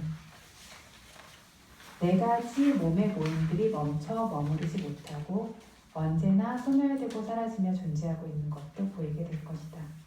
발걸음 한 걸음 안에 이러한 불길이라고 하셨어요. 이 불길이 뭘 뜻하시는 걸까요? 발걸음 한 걸음을 불길이라고 비유하시는 거예요. 어떤 조건에 의해서 불이 붙듯이 확확 생겨나고 있는, 굉장히 강렬하게 생겨나고 있는 발걸음이라고 하는 이 불길 안에 무슨 불길이죠? 온도라고 하는 불길이에요. 그죠? 이 불길 안에 4대 요소의 모임들이 한순간도 멈춰서 머무르지 못하고 끊임없이 계속해서 소멸되고 사라지면서 생성되고 있다는 것, 존재하고 있다는 것도 볼 수 있을 것이다. 그래서 예를 드셨는데 그 예를 실제 생겨나는 것과 연결시켜서 설명하실 겁니다. 하나하나의 발걸음을 내디디려고 할 때 심장 물질 안에 우리가 보통 생겨나는 업을 쌓는 마음들이 심장 물질을 의지해서 생긴다 그랬어요. 한 걸음을 내디디려고 할 때 심장 안에 힘과 함께 생겨나는 속행식의 과정이 한 차례 한 차례 생겨난다. 속행식이라고 하는 업을 만들어내는 마음이 한 개 한 개가 아니라 한 무더기 한 무더기 한 개씩인데요. 순서대로 쭉 한 차례 한 차례로 생겨나고 소멸되게 되어져요. 이것들이 힘과 함께, 속행식은 힘이 있어요. 그래서 몸의 부분들을 움직이고 되고 가는 이런 움직임이라고 하는 것들, 그죠? 즉 마음으로 인해 생기는 몸, 마음으로 인해서 생기는 물질이라는 것은 이러한 속행식의 과정으로부터 단숨에 생겨나고 일어난다. 뭐죠? 의도라고 하는 것은 속행식과 함께 생겨나요. 움직임의 의도라는 것은 속행식과 함께 생겨나는 움직임의 의도라는 것들이 생겨남과 동시에 이런 움직임이라고 하는 물질 모임들이 무더기 생기고 사라지는 겁니다. 이것들이 현저하게 되어졌을 때, 강력하게 되어졌을 때 하나의 움직임이 실제로 우리 눈에 보이게 드러나게 되는 겁니다. 이러한 식으로 한 걸음 안에서 움직임이 생겨요. 그리고 그 발걸음의 끝에 이 움직임을 이루어내던 속행식의 과정, 즉 정신 현상들의 어떤 연속과 같은 것들이 소멸돼요. 더 이상의 새로운 움직임을 만들어내지 않기 때문에 한 발걸음이 끝났죠. 이런 것처럼 속행식의 과정이 소멸되고 그 마음으로 인해 생긴 물질의 모임도 소멸돼서 한 발걸음이 끝나게 됩니다. 그래서 가다가 멈췄어요. 감이라고 하는 물질이 더 이상 연결되어지지 않게 되어졌어요. 이때 생기는 속행식이라고 하는 의도라고 표현하죠. 한 차례 한 차례의 정신현상이 노란 화약 한 줄 한 줄과 같다. 노란 화약 한 줄이 생기고 나면 다음에 뭐가 따라오죠? 붉은 화약이 따라오죠. 그런 것처럼 노란 화약 한 줄 한 줄이 속행식과 같고 노란 화약에서 뭐가 생기냐면 노란 불길이 생겨요. 그죠? 마음으로 인해 생기는 모임의 모임 하나하나가 노란 불길 하나하나와 같다. 마음이라고 하는 노란 화약이란 조건으로 인해서 마음으로 인해 생기는 몸의 모임이라는 움직임이라고 하는 물질 현상이 노란 불길처럼 솟아났어요. 조건으로 인해 원인과 결과로서. 발걸음 하나가 끝나니까 어떻게 되죠? 땅에 발을 내려서 탁탁 하고 닿죠. 그때 발바닥에서 시작해서 매우 격렬한 힘이 있는 충격으로 인한 온도의 물질이 생겨나게 됩니다. 온도로 인해 생기는 물질은 그 충격에 의한 온도의 물질에서 시작해서 일어납니다. 충격이라고 하는 온도의 물질이 생겼고 그로 인해서 온도가 조건이 되어 생겨나는 새로운 물질 현상들이 또 생성되게 되어지죠. 그래서 충격의 온도도 그런데 즉시 소멸되고 충격의 온도로 인해 생겨나는 물질 현상이라는 몸도 즉시 소멸된다. 충격으로 인한 온도가 한 번 한 번 생겨나는 것은 붉은 화약 한 줄 한 줄과 같고 온도로 인해 생겨나는 몸 하나하나는 붉은 화약을 조건으로 인해 생겨나는 붉은 불길 하나하나와 같다. 이 이외의 모든 점을 얘와 모두 완전히 딱 떨어지도록 드러내고 조합해서 알라. 그래서 마음으로 인해서 생겨나는 물질 현상들이 생겨났고 그것이 끝나게 됐을 때 물질로 인해 생겨나는 물질 현상들이 생겨났고 그것들이 계속해서 변화하면서 마음으로 인해 생겨났다가 물질로 인해서 생겨났다가 각각의 조건과 조건에 따른 결과로서 생겨났는데 사람 몸 크기만한 불길이라고 비유하셨죠. 뭘로 보이죠? 사람이 가고 있다. 사람이 움직이고 있다. 이렇게 드러나고 있다라는 거죠. 이렇게 얘와 떨어지도록 조합해서 알라. 얘라고는 하지만 동떨어진 얘가 아니라 실제로 이것을 얘로 든 것을 먼저 주시해야 되는 신뢰이다 라고 말씀하셨습니다. 그래서 인식이 속여요. 우리가 이렇게 표상으로 계속해서 알고 보는 거 하나가 가고 있다라고 알고 보는 이유는 인식이 속이기 때문에 인식의 속임, 마음의 왜곡을 제거하는 모습에 대해서까지만 이야기를 하겠습니다. 이 몸의 무더기가 가고 있을 때 일반적인 눈 하나만 있는 눈먼 범부들은 차길이 한 사람이 간다라는 정도만을 알고 있습니다. 자기 자신에 대해서도 내가 간다, 내가 온다, 아무개가 간다, 아무개가 온다는 정도로만 알고 말합니다.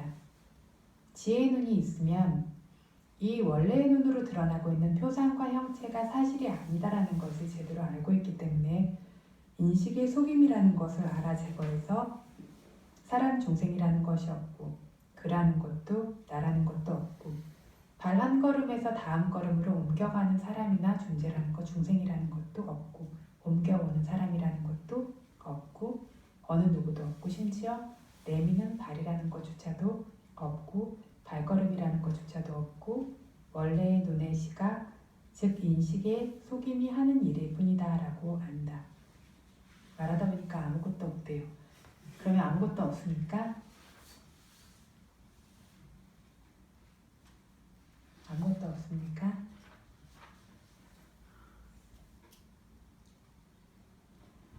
저희 한국에서 공이라는 얘기를 굉장히 많이 해요. 그죠? 빨리오른 수냐다라고 하는데 뭐죠? 비어있다라고 하는 거죠. 없다라는 거죠. 없으면 그럼 아무것도 없습니까? 뭐가 없다는 거죠, 그러면? 없다라는 거는 그래서 이러한 관념적인 표상으로 만들어낸 어떤 자아라고도 얘기하는 그러한 본질적인 어떤 실체가 없다는 겁니다. 있는 건 있죠. 오온도 존재해요. 지금 생겨나고 사라졌어요. 그죠? 계속해서 물질과 정신 현상들이 원인과 결과로 연결되어지면서 생성되고 소멸되고 있습니다. 아무것도 없는 게 아니에요. 근데 그게 뭐에서 비어있냐면 나라고 하는 어떠한 그런 실체적인 그런 것들로부터 관념적인 것들로부터 표상적인 것들로부터 비어있다라는 그 뜻입니다. 그래서 여기서 뭐라 그랬냐면 사람 중생이 없고 그 나도 없고 발걸음도 없고 발도 없고 이러한 표상적인 것들, 실체가 아닌 것들이 존재하지 않는다라는 겁니다. 실제로는. 이것이 왜곡이라는 뜻입니다. 그런데 그것들이 견해가 잘못되다 보면 부처님 당시에도 있던 아까 저희 법회 시작할 때 62가지 사견에서 언제나 벗어날 길이라고 얘기를 하죠. 그런 사견들이 생겨서 있는 것도 아니고 없는 것도 아니다. 있는 것이냐 그럼 아니다. 없는 것이냐 아니다. 있는 것도 없는 것도 아니냐 그것도 아니다. 이런 식의 미꾸라지 같은 견해라고 이야기를 하는데 이런 종류의 견해들이 생겨나기도 해요. 그래서 실제로 있는 것과 실제로 있지 않은 것들에 대해서 분명히 알 수 있는 견해가 있지 않으면 이런 듯 저런 듯 하게 되어지는 것들이 생길 수 있어요. 분명히 있는 것들이 있죠. 어떤 오온이라든가 12가지 철라든가 하는 물질과 정신 현상들이 존재하고 있고요. 원인과 결과라는 것들이 존재하고 있고요. 그래서 원인과 결과라고 하는 조건으로 인해서 물질과 정신 현상들이 끊임없이 연결되어지고 있는 것들이 분명히 존재하고 있죠. 그 위에 덮여진 관념이나 확고한 실체나 항상하다라는 개념이나 나라고 하는 개념이나 이런 것들이 존재하지 않는다라는 바른 견해를 분명하게 세우시지 않으면 어떤 얘기를 듣게 됐을 때 바른 견해가 확고하지 않으면 이런가 저런가 혼란이 좀 생길 수 있습니다. 그래서 이것이 발걸음이다, 내미는 발이다, 사람이다 이거는 인식의 속임이라는 것을 알고 실제 있는 것이 무엇이냐면 각각의 조건으로 인해서 한 차례 한 차례 생겨나는 몸, 물질 현상. 이거는 첫 번째 속행식이라는 마음이라는 조건, 두 번째 충격이라는 열이라는 조건에 의해서 생겨나기 때문에 자신의 조건이 소멸되는 것에서 자기의 무리들과 함께 바로 그 자리에서 각자 소멸되어진다. 연결되어지지도 따라가지도 않는다. 첫 번째 발걸음에서 생겨나는 딱딱함들은 다리를 내릴 때 몸 전체가 아래로 기우는 상황에 도달하게 되고 땅에 다리가 떨어져 딛는 동시에 이 딱딱함들은 생겨나고 소멸되고 없어요. 원래대로 머물러 버티고 있는 딱딱함은 안우입자만큼도 티끌만큼도 남아있지 않다. 이거는 조금만 마음을 모아보면 자기 실질적 경험으로 너무나 분명하다. 온도로 인해 생겨나는 몸이 단숨에 생겨나는 것도 생성되는 것도 매우 분명해요.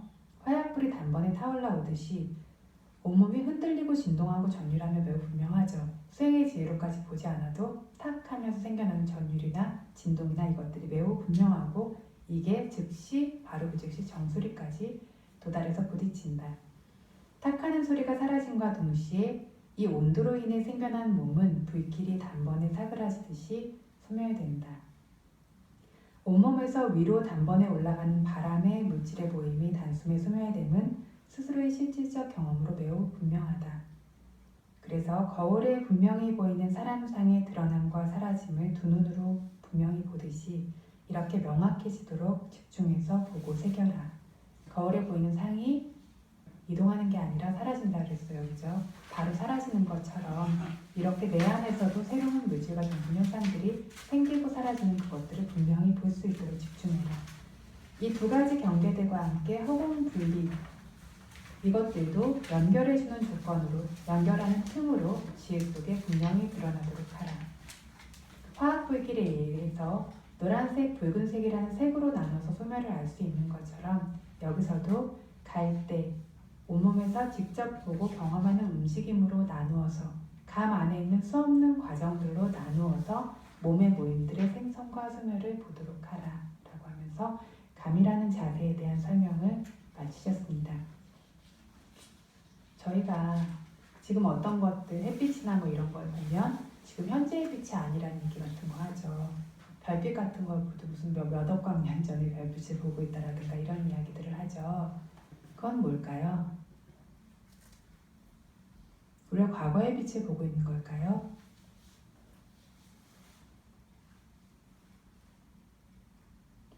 과거의 빛이 여기까지 와서 그걸 계속 보고 있나요?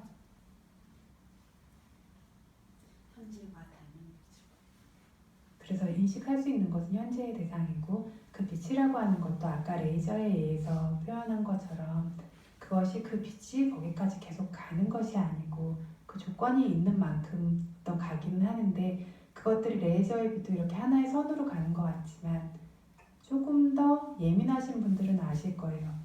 그래서 이것들이 탁 그걸 쐈을 때 거기까지 쭉 하나의 것이 연결돼서 가는 것이 아니라 앞에 것이 생긴 것은 소멸되고 사라지는데 뭐죠? 생기면서 그냥 소멸되질 않아요. 물질현상도 정신현상도. 어떤 물질현상과 정신현상이 생겼을 때 아까 속행식의 마음이 생성되고 소멸되어지면서 무수한 물질현상을 낳죠. 그런데 물질현상만 낳는 것이 아니라 마음이 하나가 생겨나고 사라지면 반드시 그 다음 마음이 생성되고 소멸되도록 만들어요. 그런 것처럼 이런 어떤 것들도 생성되고 그냥 소멸되지가 않아요.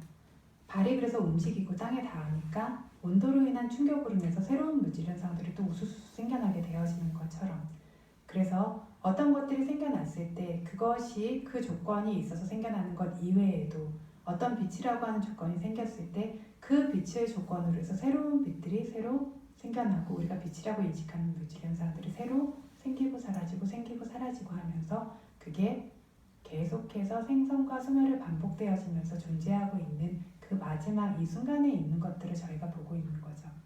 그래서 몇 광년 전에, 오래전에 과거의 것을 지금 보고 있는 건 아니에요. 그 빛을 보고 있냐면 그것이 아니라 그로 인해서 그 결과로서 생성되고 소멸된 그 영향력의 끝 정도 그런 것들을 보고 있다라고 이해를 하시면 되는 거죠. 그래서 이러한 식으로 생성과 소멸이 계속해서 있으면서 그 과정들이 어떤 그 다음 것을 만들어내는데 연속 표상을 제거하지 않게 되어졌을 때 바르게 이해할 수 있는 시각이 아직 확실하지 않을 때에는 이것이 오래전부터 과거로부터 존재해서 지금까지 쭉 오고 있는 것이고 오래전부터 과거로부터 존재했던 이 눈이 그거를 보고 있다라고 생각해요. 이 눈이라는 것도 어떻죠? 그 순간 생성되고 소멸되어지는데 비슷한 것들이 계속해서 생겨나죠. 그러면서 생멸과 생멸을 계속하고 있고 그래서 눈에서 어떤 것을 볼 때 눈이라고 하는 기반이 되어지는 물질도 확고한 것이 아니라 생멸을 계속해서 일으키고 있고 장면이라고 하는 물질 현상도 계속해서 생멸하고 있는 이 두 가지가 만나는 접촉하는 순간에 우리가 본다라고 하는 인식이 생겨나요. 그럼 이 인식이 확고하냐면 이 인식 또한 이 세 가지가 만났을 때 그 어떤 것이 번개가 쿠르릉하고 어떤 구름길의 충돌에 의해서 어떤 전기길의 충돌에서 쿠르릉하고 사라지는 것처럼 이 눈으로 보는 인식이라고 하는 것도 부딪혔을 때 그 순간만큼 존재하고는 사라져요. 그 순간만큼 존재하고 사라지는데 순간만큼 존재하고 사라지는 것들이 또다시 비슷한 것들이 계속 있다 보니까 눈으로 내가 원하는 걸 계속해서 보고 있구나라고 그렇게 인식을 하죠. 실제로는 조건에 의해서 눈이라고 하는 조건, 현재의 눈이요. 장면이라고 하는 조건, 현재의 장면이요. 그리고 빛이라고 하는 조건, 빛이 없으면 눈이 사물을 볼 수가 없어요. 그리고 마음이 그쪽을 향해서 만나게 해주는 그런 조건들로 인해서 이 순간 생겨나고 사라지게 되는 거죠. 그래서 이것들을 어쩌면 과학으로도 따라잡을 수 없을 만큼 빠른 물질과 정신현상의 생멸을 따라잡을 수 있는 것이 유일하게 이 세상에 뭐라고 했냐면 뭐가 따라잡을 수 있죠?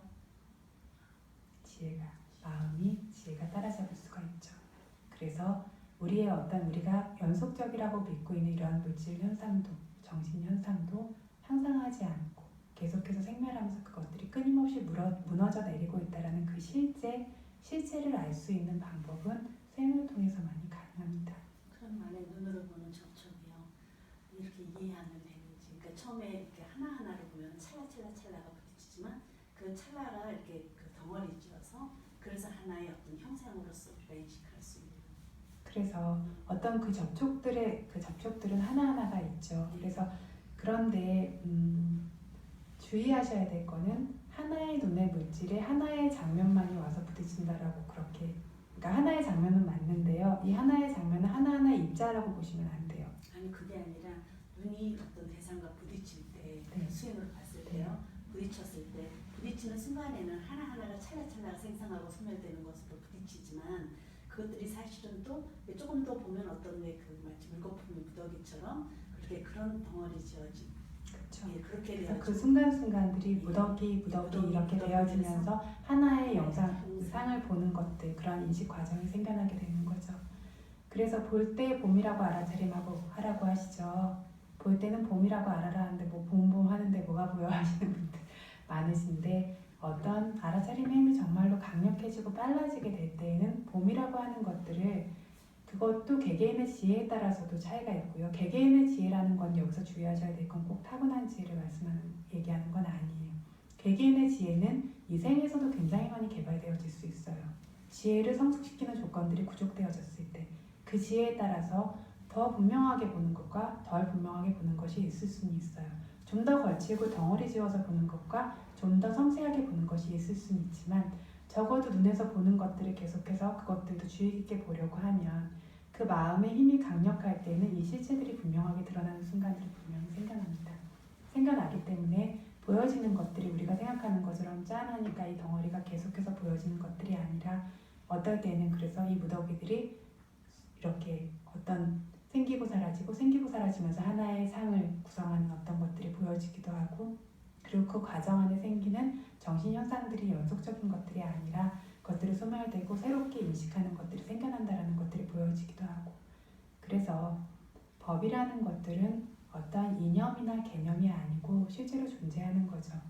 뭐라 그러죠? 그래서 법의 미덕 중에 하나가 누구든 초대할 수 있고 누구든 지혜에 있는 자가 스스로 깨닫는 것이 법이라고 했어요. 왜냐하면 법은 부처님의 법이 아니고 법이 뭐죠? 진실이죠. 진리죠. 실제로 존재하는 것이기 때문에 그것을 보려는 어떤 힘을 키우고 그것을 보기 위한 조건이 구족되어진다면 어느 누구라도 같은 모습으로 그것을 깨달을 수 있을 때 그게 진리라는 이름을 가지게 되겠죠. 그렇기 때문에 경전에서 이야기하는 것들은 저희가 부처님의 지혜를 따라잡을 수는 없을지언정, 경전에서 이야기하는 것들은 실제로 우리 지혜 안에서 깨달아지고 우리 마음 안에서 개발되어지고 체험되어지는 것이 어떤 이 가르침이지, 책에 존재하는 어떤 이론으로서 그냥 배움으로써 존재하는 것은 아니라는 거죠. 그것들은 의미가 있지도 않아요. 왜냐하면 우리를 변화시키고 고통에서 자유롭게 만들어주지 못하기 때문에. 그래서 이 가르침이 실제로 깨달아지고 실제로 체험되고 수행되어졌을 때에만 어떤 결과죠. 경전을 공부하는 목적에 여러 가지가 있다라고 했는데, 그 중에 바람직한 목적은 해탈을 위해서, 모든 고통에서 벗어나기 위해서, 모든 번뇌로부터 벗어나기 위해서라고 하는 결과를 가져오게 되는 것이죠. 그래서 오늘 레디 뒷반은 여기까지 진행하도록 하겠습니다. 저희가 그래서 완자나 속임수에 대해서 계속 이야기를 해왔는데 오늘 조금 법회가 길어졌어요. 레디 뒷반이로 너무 조금씩 계속 해온 것 같아서 법회가 길어져서 한 2가지 정도만 소개를 더 하도록 하겠습니다. 지난번 법회 시간에 어떤 내용에 대해서 이야기했었는지 기억하십니까? 완자나 마음의 속임수. 너무 오랜만에 만나니까 잘 생각들이 안 나시죠? 지난주에는 마차리아에 대한 얘기를 했어요. 인색함에 대한 이야기. 그래서 장소에 대한 어떤 보호를 하는 척하면서 인색함이 장소에 대한 인색함, 혹은 사람들의 신심을 보호하는 척하면서 내 신도에 대한 인색함, 그리고 법을 지키는 척하면서 법에 대한 인색함, 이런 인색함들이 속인다라는 이야기를 했죠. 질투와 인색함, 이런 것들이 말로 들으면 굉장히 큰 것 같은데 언제나 저희 안에 존재하고 있는 법이죠. 어떤 방식으로 드러나죠? 어떤 사람이 무슨 착한 일을 했어. 그 정도는 누구나 해. 그죠? 어떤 사람 참 대단한 것 같아. 그 정도 사람은 어디에나 있어. 이런 것들 다 질투와 인색함에서 나오죠. 그쵸? 그래서 이런 식으로 저희가 그냥 쉽게 어떤 말하는 것들이나 그런 것들 안에도 인색함이 포함되어져 있어요. 그래서 인색함, 질투.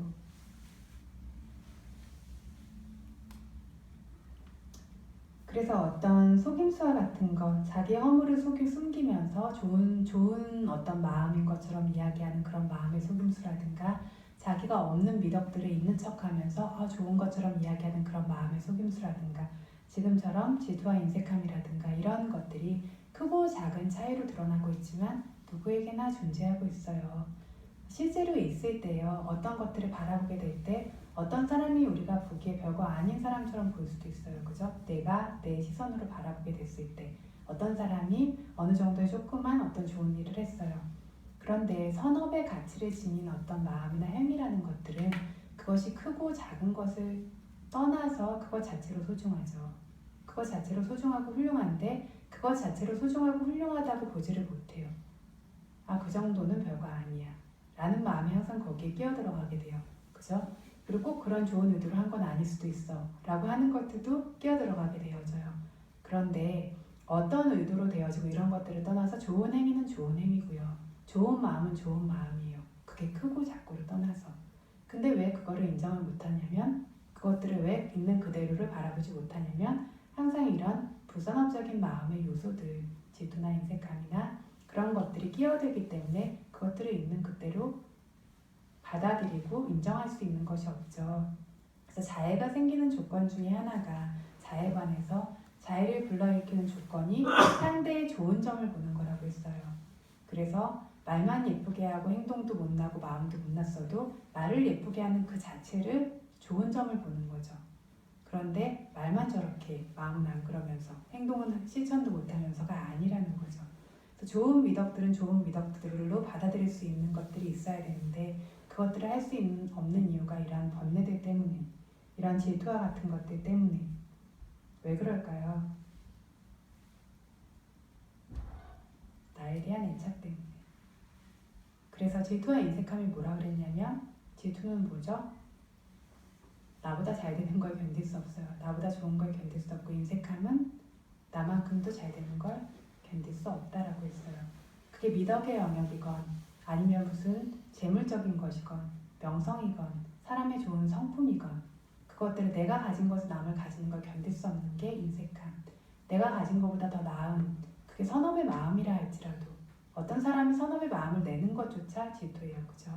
그것이 질투인데 뭐 때문이죠? 나에 대한 애착 때문에. 가래가 조건이 되어져요. 나에 대한 애착은 왜 생길까요? 잘못된 견해 때문에. 그 잘못된 나에 대한 애착, 그쵸? 나라고 하는 잘못된 견해는 그럼 왜 생길까요? 무명이죠. 있는 그대로 실체를 알지 못하기 때문에. 지금 수없이 계속해서 이론적으로 어려운 말로 얘기했지만 어떤 조건에 의해서 생성되고 소멸되어지는 원인과 결과의 연결 말고 존재하는 것은 없어요. 나라고 할 수 있는 실체는 없는데 그거를 있는 그대로 보지 못할 때 나라고 하는 그런 무명으로 인해서 잘못된 견해가 생겨나요. 그런 나에 대한 집착으로 인해서 이러한 번뇌들이 무수히 뒤따라오게 되어지죠. 그래서 좋은 것을 봐도 좋다라고 인식하지도 못하고 얘기하지도 못하고, 그죠? 좋지 않은 쪽으로 그것들을 계속해서 왜곡시키게 되어지고 이런 마음들이 따라오게 됩니다.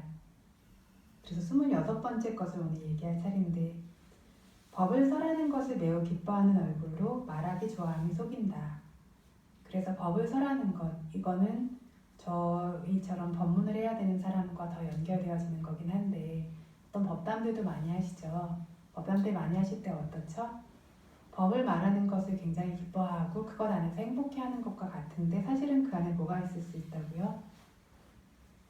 말하기 좋아함이 속일 수 있다. 말하는 것 자체에 대한 어떤 즐거움이라든가 혹은 나를 드러내고자 하는 그러한 것들이 속일 수 있다는 거죠. 그래서 계속 말씀드렸어요. 굉장히 마음에 속임수가 많아요. 그죠? 속지 않고 살기가 정말 쉽지 않아요. 이 번뇌로부터. 그리고 그 속임수라고 하는 것들은 언제나 있는데 극단적인 속임수에 걸리지 않아도 조금 더 미세한 마음의 속임수에는 계속해서 속아 넘어가게 되죠. 그래서 중도를 찾는 게 굉장히 어렵다고 했어요. 법을 말하는 것이 선업적인 일이죠. 하지만 그것이 지나치게 되어졌을 때에는 말하는 것 자체에 대한 집착으로 가래로 연결되어지게 되어져요. 그래서 마음의 개발과 수행의 어떤 성숙으로 인해서 지혜의 성숙이 있을 때에만 양극단에서 벗어난 중도라고 하는 것들을 진짜 중도는 그래서 굉장히 어려운 거예요. 굉장히 수준 높은 거고요.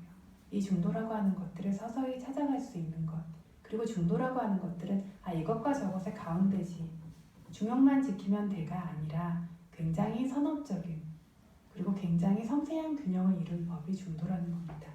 선업적인 것이 있을 때에도 그래서 이것이 선업적인 것을 마음껏 하지 말라는 것이 아니라 그 안에 이러한 종류의 번뇌들이 미세하게 끼어드는 것들에 속지 않을 수 있도록 할 수 있는 힘들이 점점 더 저희에게 요구되어지는 거겠죠. 그래서 법을 설하는 것도 매우 기뻐하는 얼굴을 하고 말하기 좋아하는 속이기도 하고요.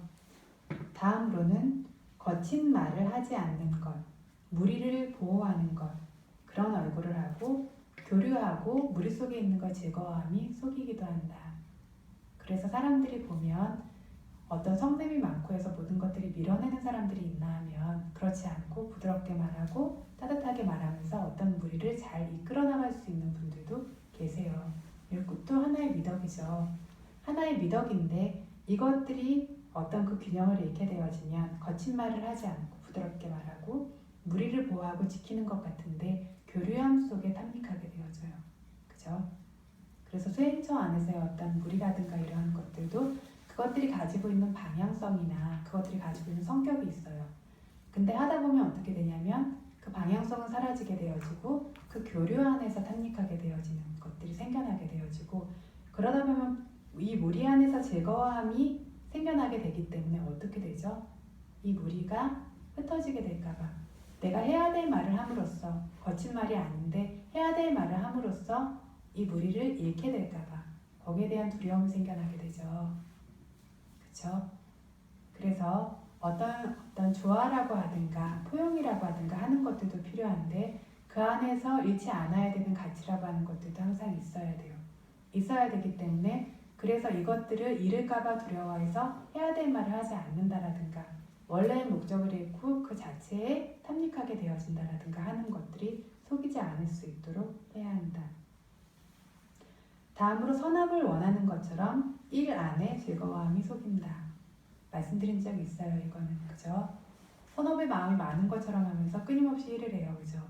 수행해야 되는데 수행하라 그러면 경전 공부하고 경전 공부하라 그러면 자원봉사를 해요. 그죠?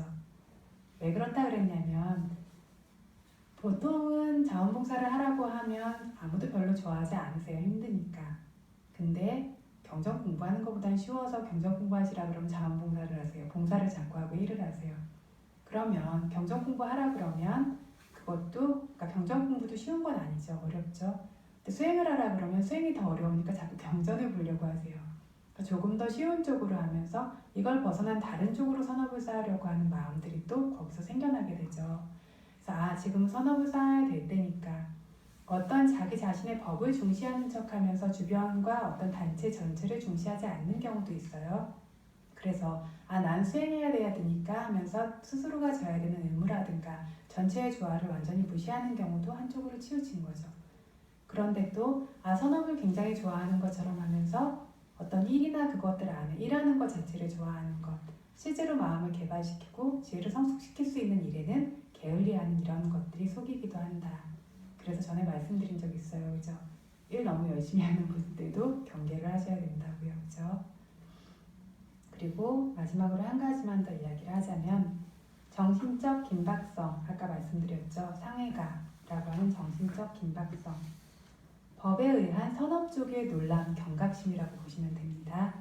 이것의 모습으로 마음에 뜨거운 근심이 속인다. 그래서 수행해야 되는데 라고 하면서 이것들이 강렬한 경우가 있어요. 그래서 예전에 어떤 분 만나뵌 분이 한의사분이셨는데 밤에 자다가 벌떡벌떡 일어나신대요. 등에 식은땀이 흘러서. 그게 이렇게 살고 있으면 안 되는데 법을 구해야 되는데 라고 하는 그런 정신적 긴박성 때문에. 그런데 이 정신적 긴박성이라고 하든가 마음에서 도덕성을 지키려고 하는 부분들도요. 균형을 잃게 되어지면 마음이 뜨겁고 근심하고 스스로를 괴롭히는 방향으로도 갈 수 있어요. 그래서 굉장히 미세한 균형이지만 마음이 지혜롭게 그 균형을 계속 잡아나가는 그것들을 할 수 있어야 된다라는 이야기인데 완전한 균형이 지금 생겨나기는 어렵습니다. 수행을 하셔도 그렇죠. 너무 열심히 하거나 너무 안 열심히 하거나 심지어 부처님께서도 보살이셨을 때 그러셨어요. 수행을 하는데 수행이 잘 안 돼요. 왜 그럴까 보니까 너무 힘을 줘서 열심히 하고 있어요. 그래서 그 마음을 약간 내려놓으니까 또 수행이 안 돼요. 왜 그럴까 부처님께서 보살이었을 때 이렇게 보시니까 그 마음을 내려놓음으로써 너무 느슨해져 버렸어요. 그래서 수행을 할 때에도 완전한 균형을 처음부터 이룰 수는 없어요. 전에 말씀드린 것처럼 그 완전한 균형을 잡으려고 하는 것 자체가 때로는 산란함이 돼요. 하지만 이렇게 가면서 계속해서 알아차림의 힘이 좋아지고 지혜가 성숙되게 되어졌을 때에는 점점 더 중도라고 하는 섬세한 균형들이 드러나게 되어집니다. 그러다 어떻다 그랬죠? 어떨 때에는 정말 열반에 가까워진 마음은 완전한 균형을 이룬 상태의 마음이라는 것들도 엎치락뒤치락 하는 과정은 있지만 그런 것들도 생겨나게 되어지고 저희가 수행해 나가는 과정이라는 거는 열반을 얻는다라고 하는 그런 어떤 이상으로서가 아니라 열반에 가까이 가는 건 뭐죠? 열반이 뭐라 그랬죠? 번뇌가 없는 가래로부터 벗어난 게 열반이라 그랬죠. 점점 더 가래로부터 벗어나는 그 과정은 마음의 어떤 치우침이라고 하는 이 치우침은 왜 생기냐면 이런 마음의 번뇌로 인한 속임수 때문에 생깁니다. 치우침이라고 하는 것에서 벗어나게 되어지면서 점점 더 균형을 잡아 나가는 과정이 될 거고 그래서 우리의 마음이 깨달음에 점점 더 가까이 다가가고 있다라면 우리의 마음이 우리의 삶도 점점 더 균형 잡혀지고 치우쳐지지 않고 점점 더 번뇌가 줄어들면서 가래가 줄어들고 지혜가 성숙되어져야 되는 삶이어야 한다는 겁니다. 정말로 열심히 나는 수행하고 있어라고 하지만 굉장히 치우쳐져 있고 그 균형이 잡혀지지 않고 마음의 번뇌가 점점 더 많아지고 있다면 나는 열심히 수행하고 있지만 내가 가는 길이 열반을 향한 길일까요? 아니겠죠. 그래서 그것들도 분명히 인식해야 되는 것 같습니다. 지금 여기서 나온 것처럼 마음은 계속해서 속임수를 씁니다. 그래서 일반의 사람들은 그 속임수 속에 완전히 빠져 있다라면 수행하는 수행자들도 정말 많은 수행자들이 그 속임수에 때때로 걸리느냐 완전히 걸리느냐의 차이로 계속해서 걸리게 됩니다. 그래서 나는 수행을 하고 좋은 일을 하고 있다라고 생각하지만 실제로 가고 있는 길이 그렇지 않은 경우가 많아요. 그래서 수행한다는 수행자는 수행 안에서 모든 것들이 생겨나야도 되지만 자기 마음도 지켜볼 수 있어야 합니다. 어떤 극단적인 쪽에 걸려있는 것은 아닌지 마음이 균형 잡혀져 있고 번뇌로부터 점점 멀어지고 있는 것이 맞는지 이것들을 점검하면서 가실 수 있어야 어떤 생활 안에서 수행을 찾아서 가는 길 안에서 큰 실패를 맛보지는 않으시는 것 같습니다. 이것들을 잘 못하시는 경우에 크게 실패하고 그래서 삶에서 굉장히 고통과 어려움이 생겨나는 경우들이 있어요. 저는 열심히 수행했는데 왜 그렇습니까? 라고 하는데 스스로의 마음을 분명하게 보지 못하면서 치우친 길을 가게 되어졌을 때에는 그에 따른 결과가 분명히 있겠죠. 그래서 마음의 속임수에 경전적인 이해를 통해서라도 조금은 덜 속을 수 있도록 그래서 이 부분에 대해서 이야기를 드리고 있습니다. 집중수행 지난번에 열었을 때 제가 담마까모 버왕 호디라는 말씀을 드린 적이 있어요. 무슨 뜻이었는지 기억하는 분 계십니까?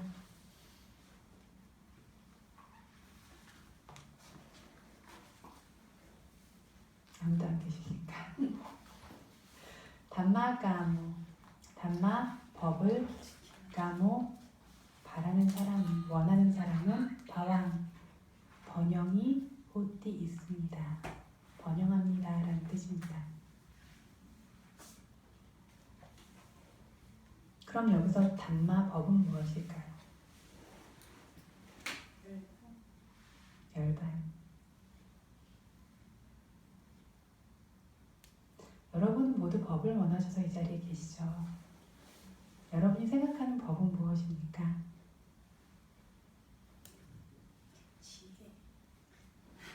법이라고 하는 건요, 좁은 의미로는 출세간의 법들을 이야기합니다.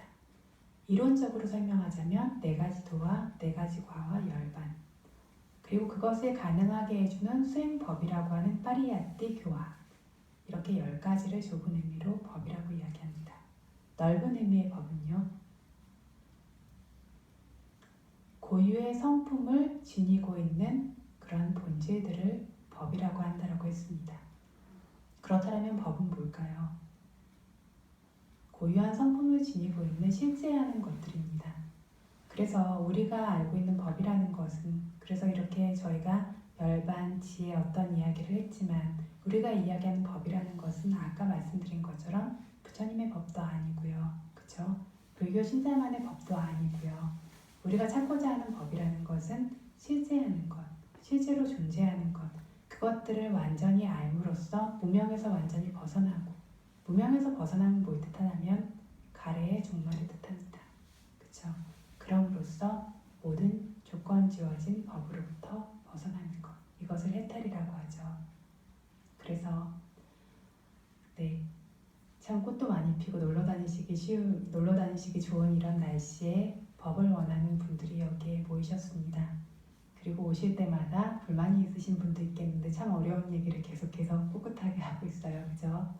그런데 이것들을 어떤 법을 원하고 더 듣고 지혜를 성숙시키기를 원하는 분들이 이 자리에 모이셨고, 그래서 이렇게 법을 소중히 여기는 마음, 뭐죠? 본질에 점점 더 가까이 가고자 하는 마음. 그래서 실제를 허황된 번뇌의 세계 속에서 더 이상 살고자 하지 않고 완전히 띄어진 맑은 눈으로 있는 것을 있는 그대로 보면서 속지 않고, 그래서 깨어있고 벗어나기를 원하는 분들이 그래서 이 길을 가고 있다라고 저는 믿고 있습니다. 그래서 법을 소중히 여기는 저도, 그리고 여기 모인 모든 분들도 이 소중히 여기는 모든 세상의 모든 존재들이 부처님 말씀대로 점점 더 본질에 가까이 다가갈 수 있는 그러한 번영을 이룰 거라고 확고히 믿고 있습니다. 예전에는 수행을 통해서 모든 세상에 좋은 것들이 저에게 다 생길 거라고 생각했다면, 수행을 하니까 얼굴도 예전보다 더 예뻐지는 것 같고, 머리도 좋아지는 것 같고, 일도 더 잘 풀리는 것 같고, 이런 좋은 일들이 실제로 막 생겨요. 그래서 세상에 좋은 것들이 나에게 다 생겨날 거라고 생각을 어떤 면에서 하고 있었다면, 언젠가부터는 좋고 좋지 않은 모든 것들에 대해서 그것들을 따디라고 해요. 그것 자체로 볼 수 있는 것, 치우침 없이 볼 수 있는 것. 그래서 우리의 삶에서 조건 지어진 이런 것들은 좋은 것, 좋지 않은 것, 세간적인 것에서 어떤 것이든 올 수 있어요. 수행 안에서도 좋을 때가 있고 안 좋을 때가 있죠. 어떤 것이든 올 수 있지만 진짜를 실제에 접근하고자 하는 그런 마음을 가진 저희가, 법을 소중히 여기는 마음을 가진 저희는 이 모든 좋고 좋지 않은 조건 안에서 계속해서 마음을 개발시키고 지혜를 성숙시키면서 가장 고귀한 법에 가까이 다가갈 거라고 믿습니다. 그렇게 되어질 수 있는 조건으로서 이런 어떤 부처님의 가르침들이 우리에게 열반의 조건으로서 이 법을 듣는 마음들이 작용하기를 바라면서 오늘 법회 마치겠습니다.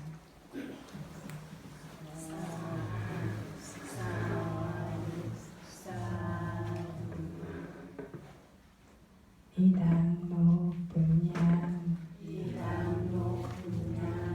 아사와카야와항 보두 이당 높은 양 니빠나사 빠짜유 보두 이망 높은 야바강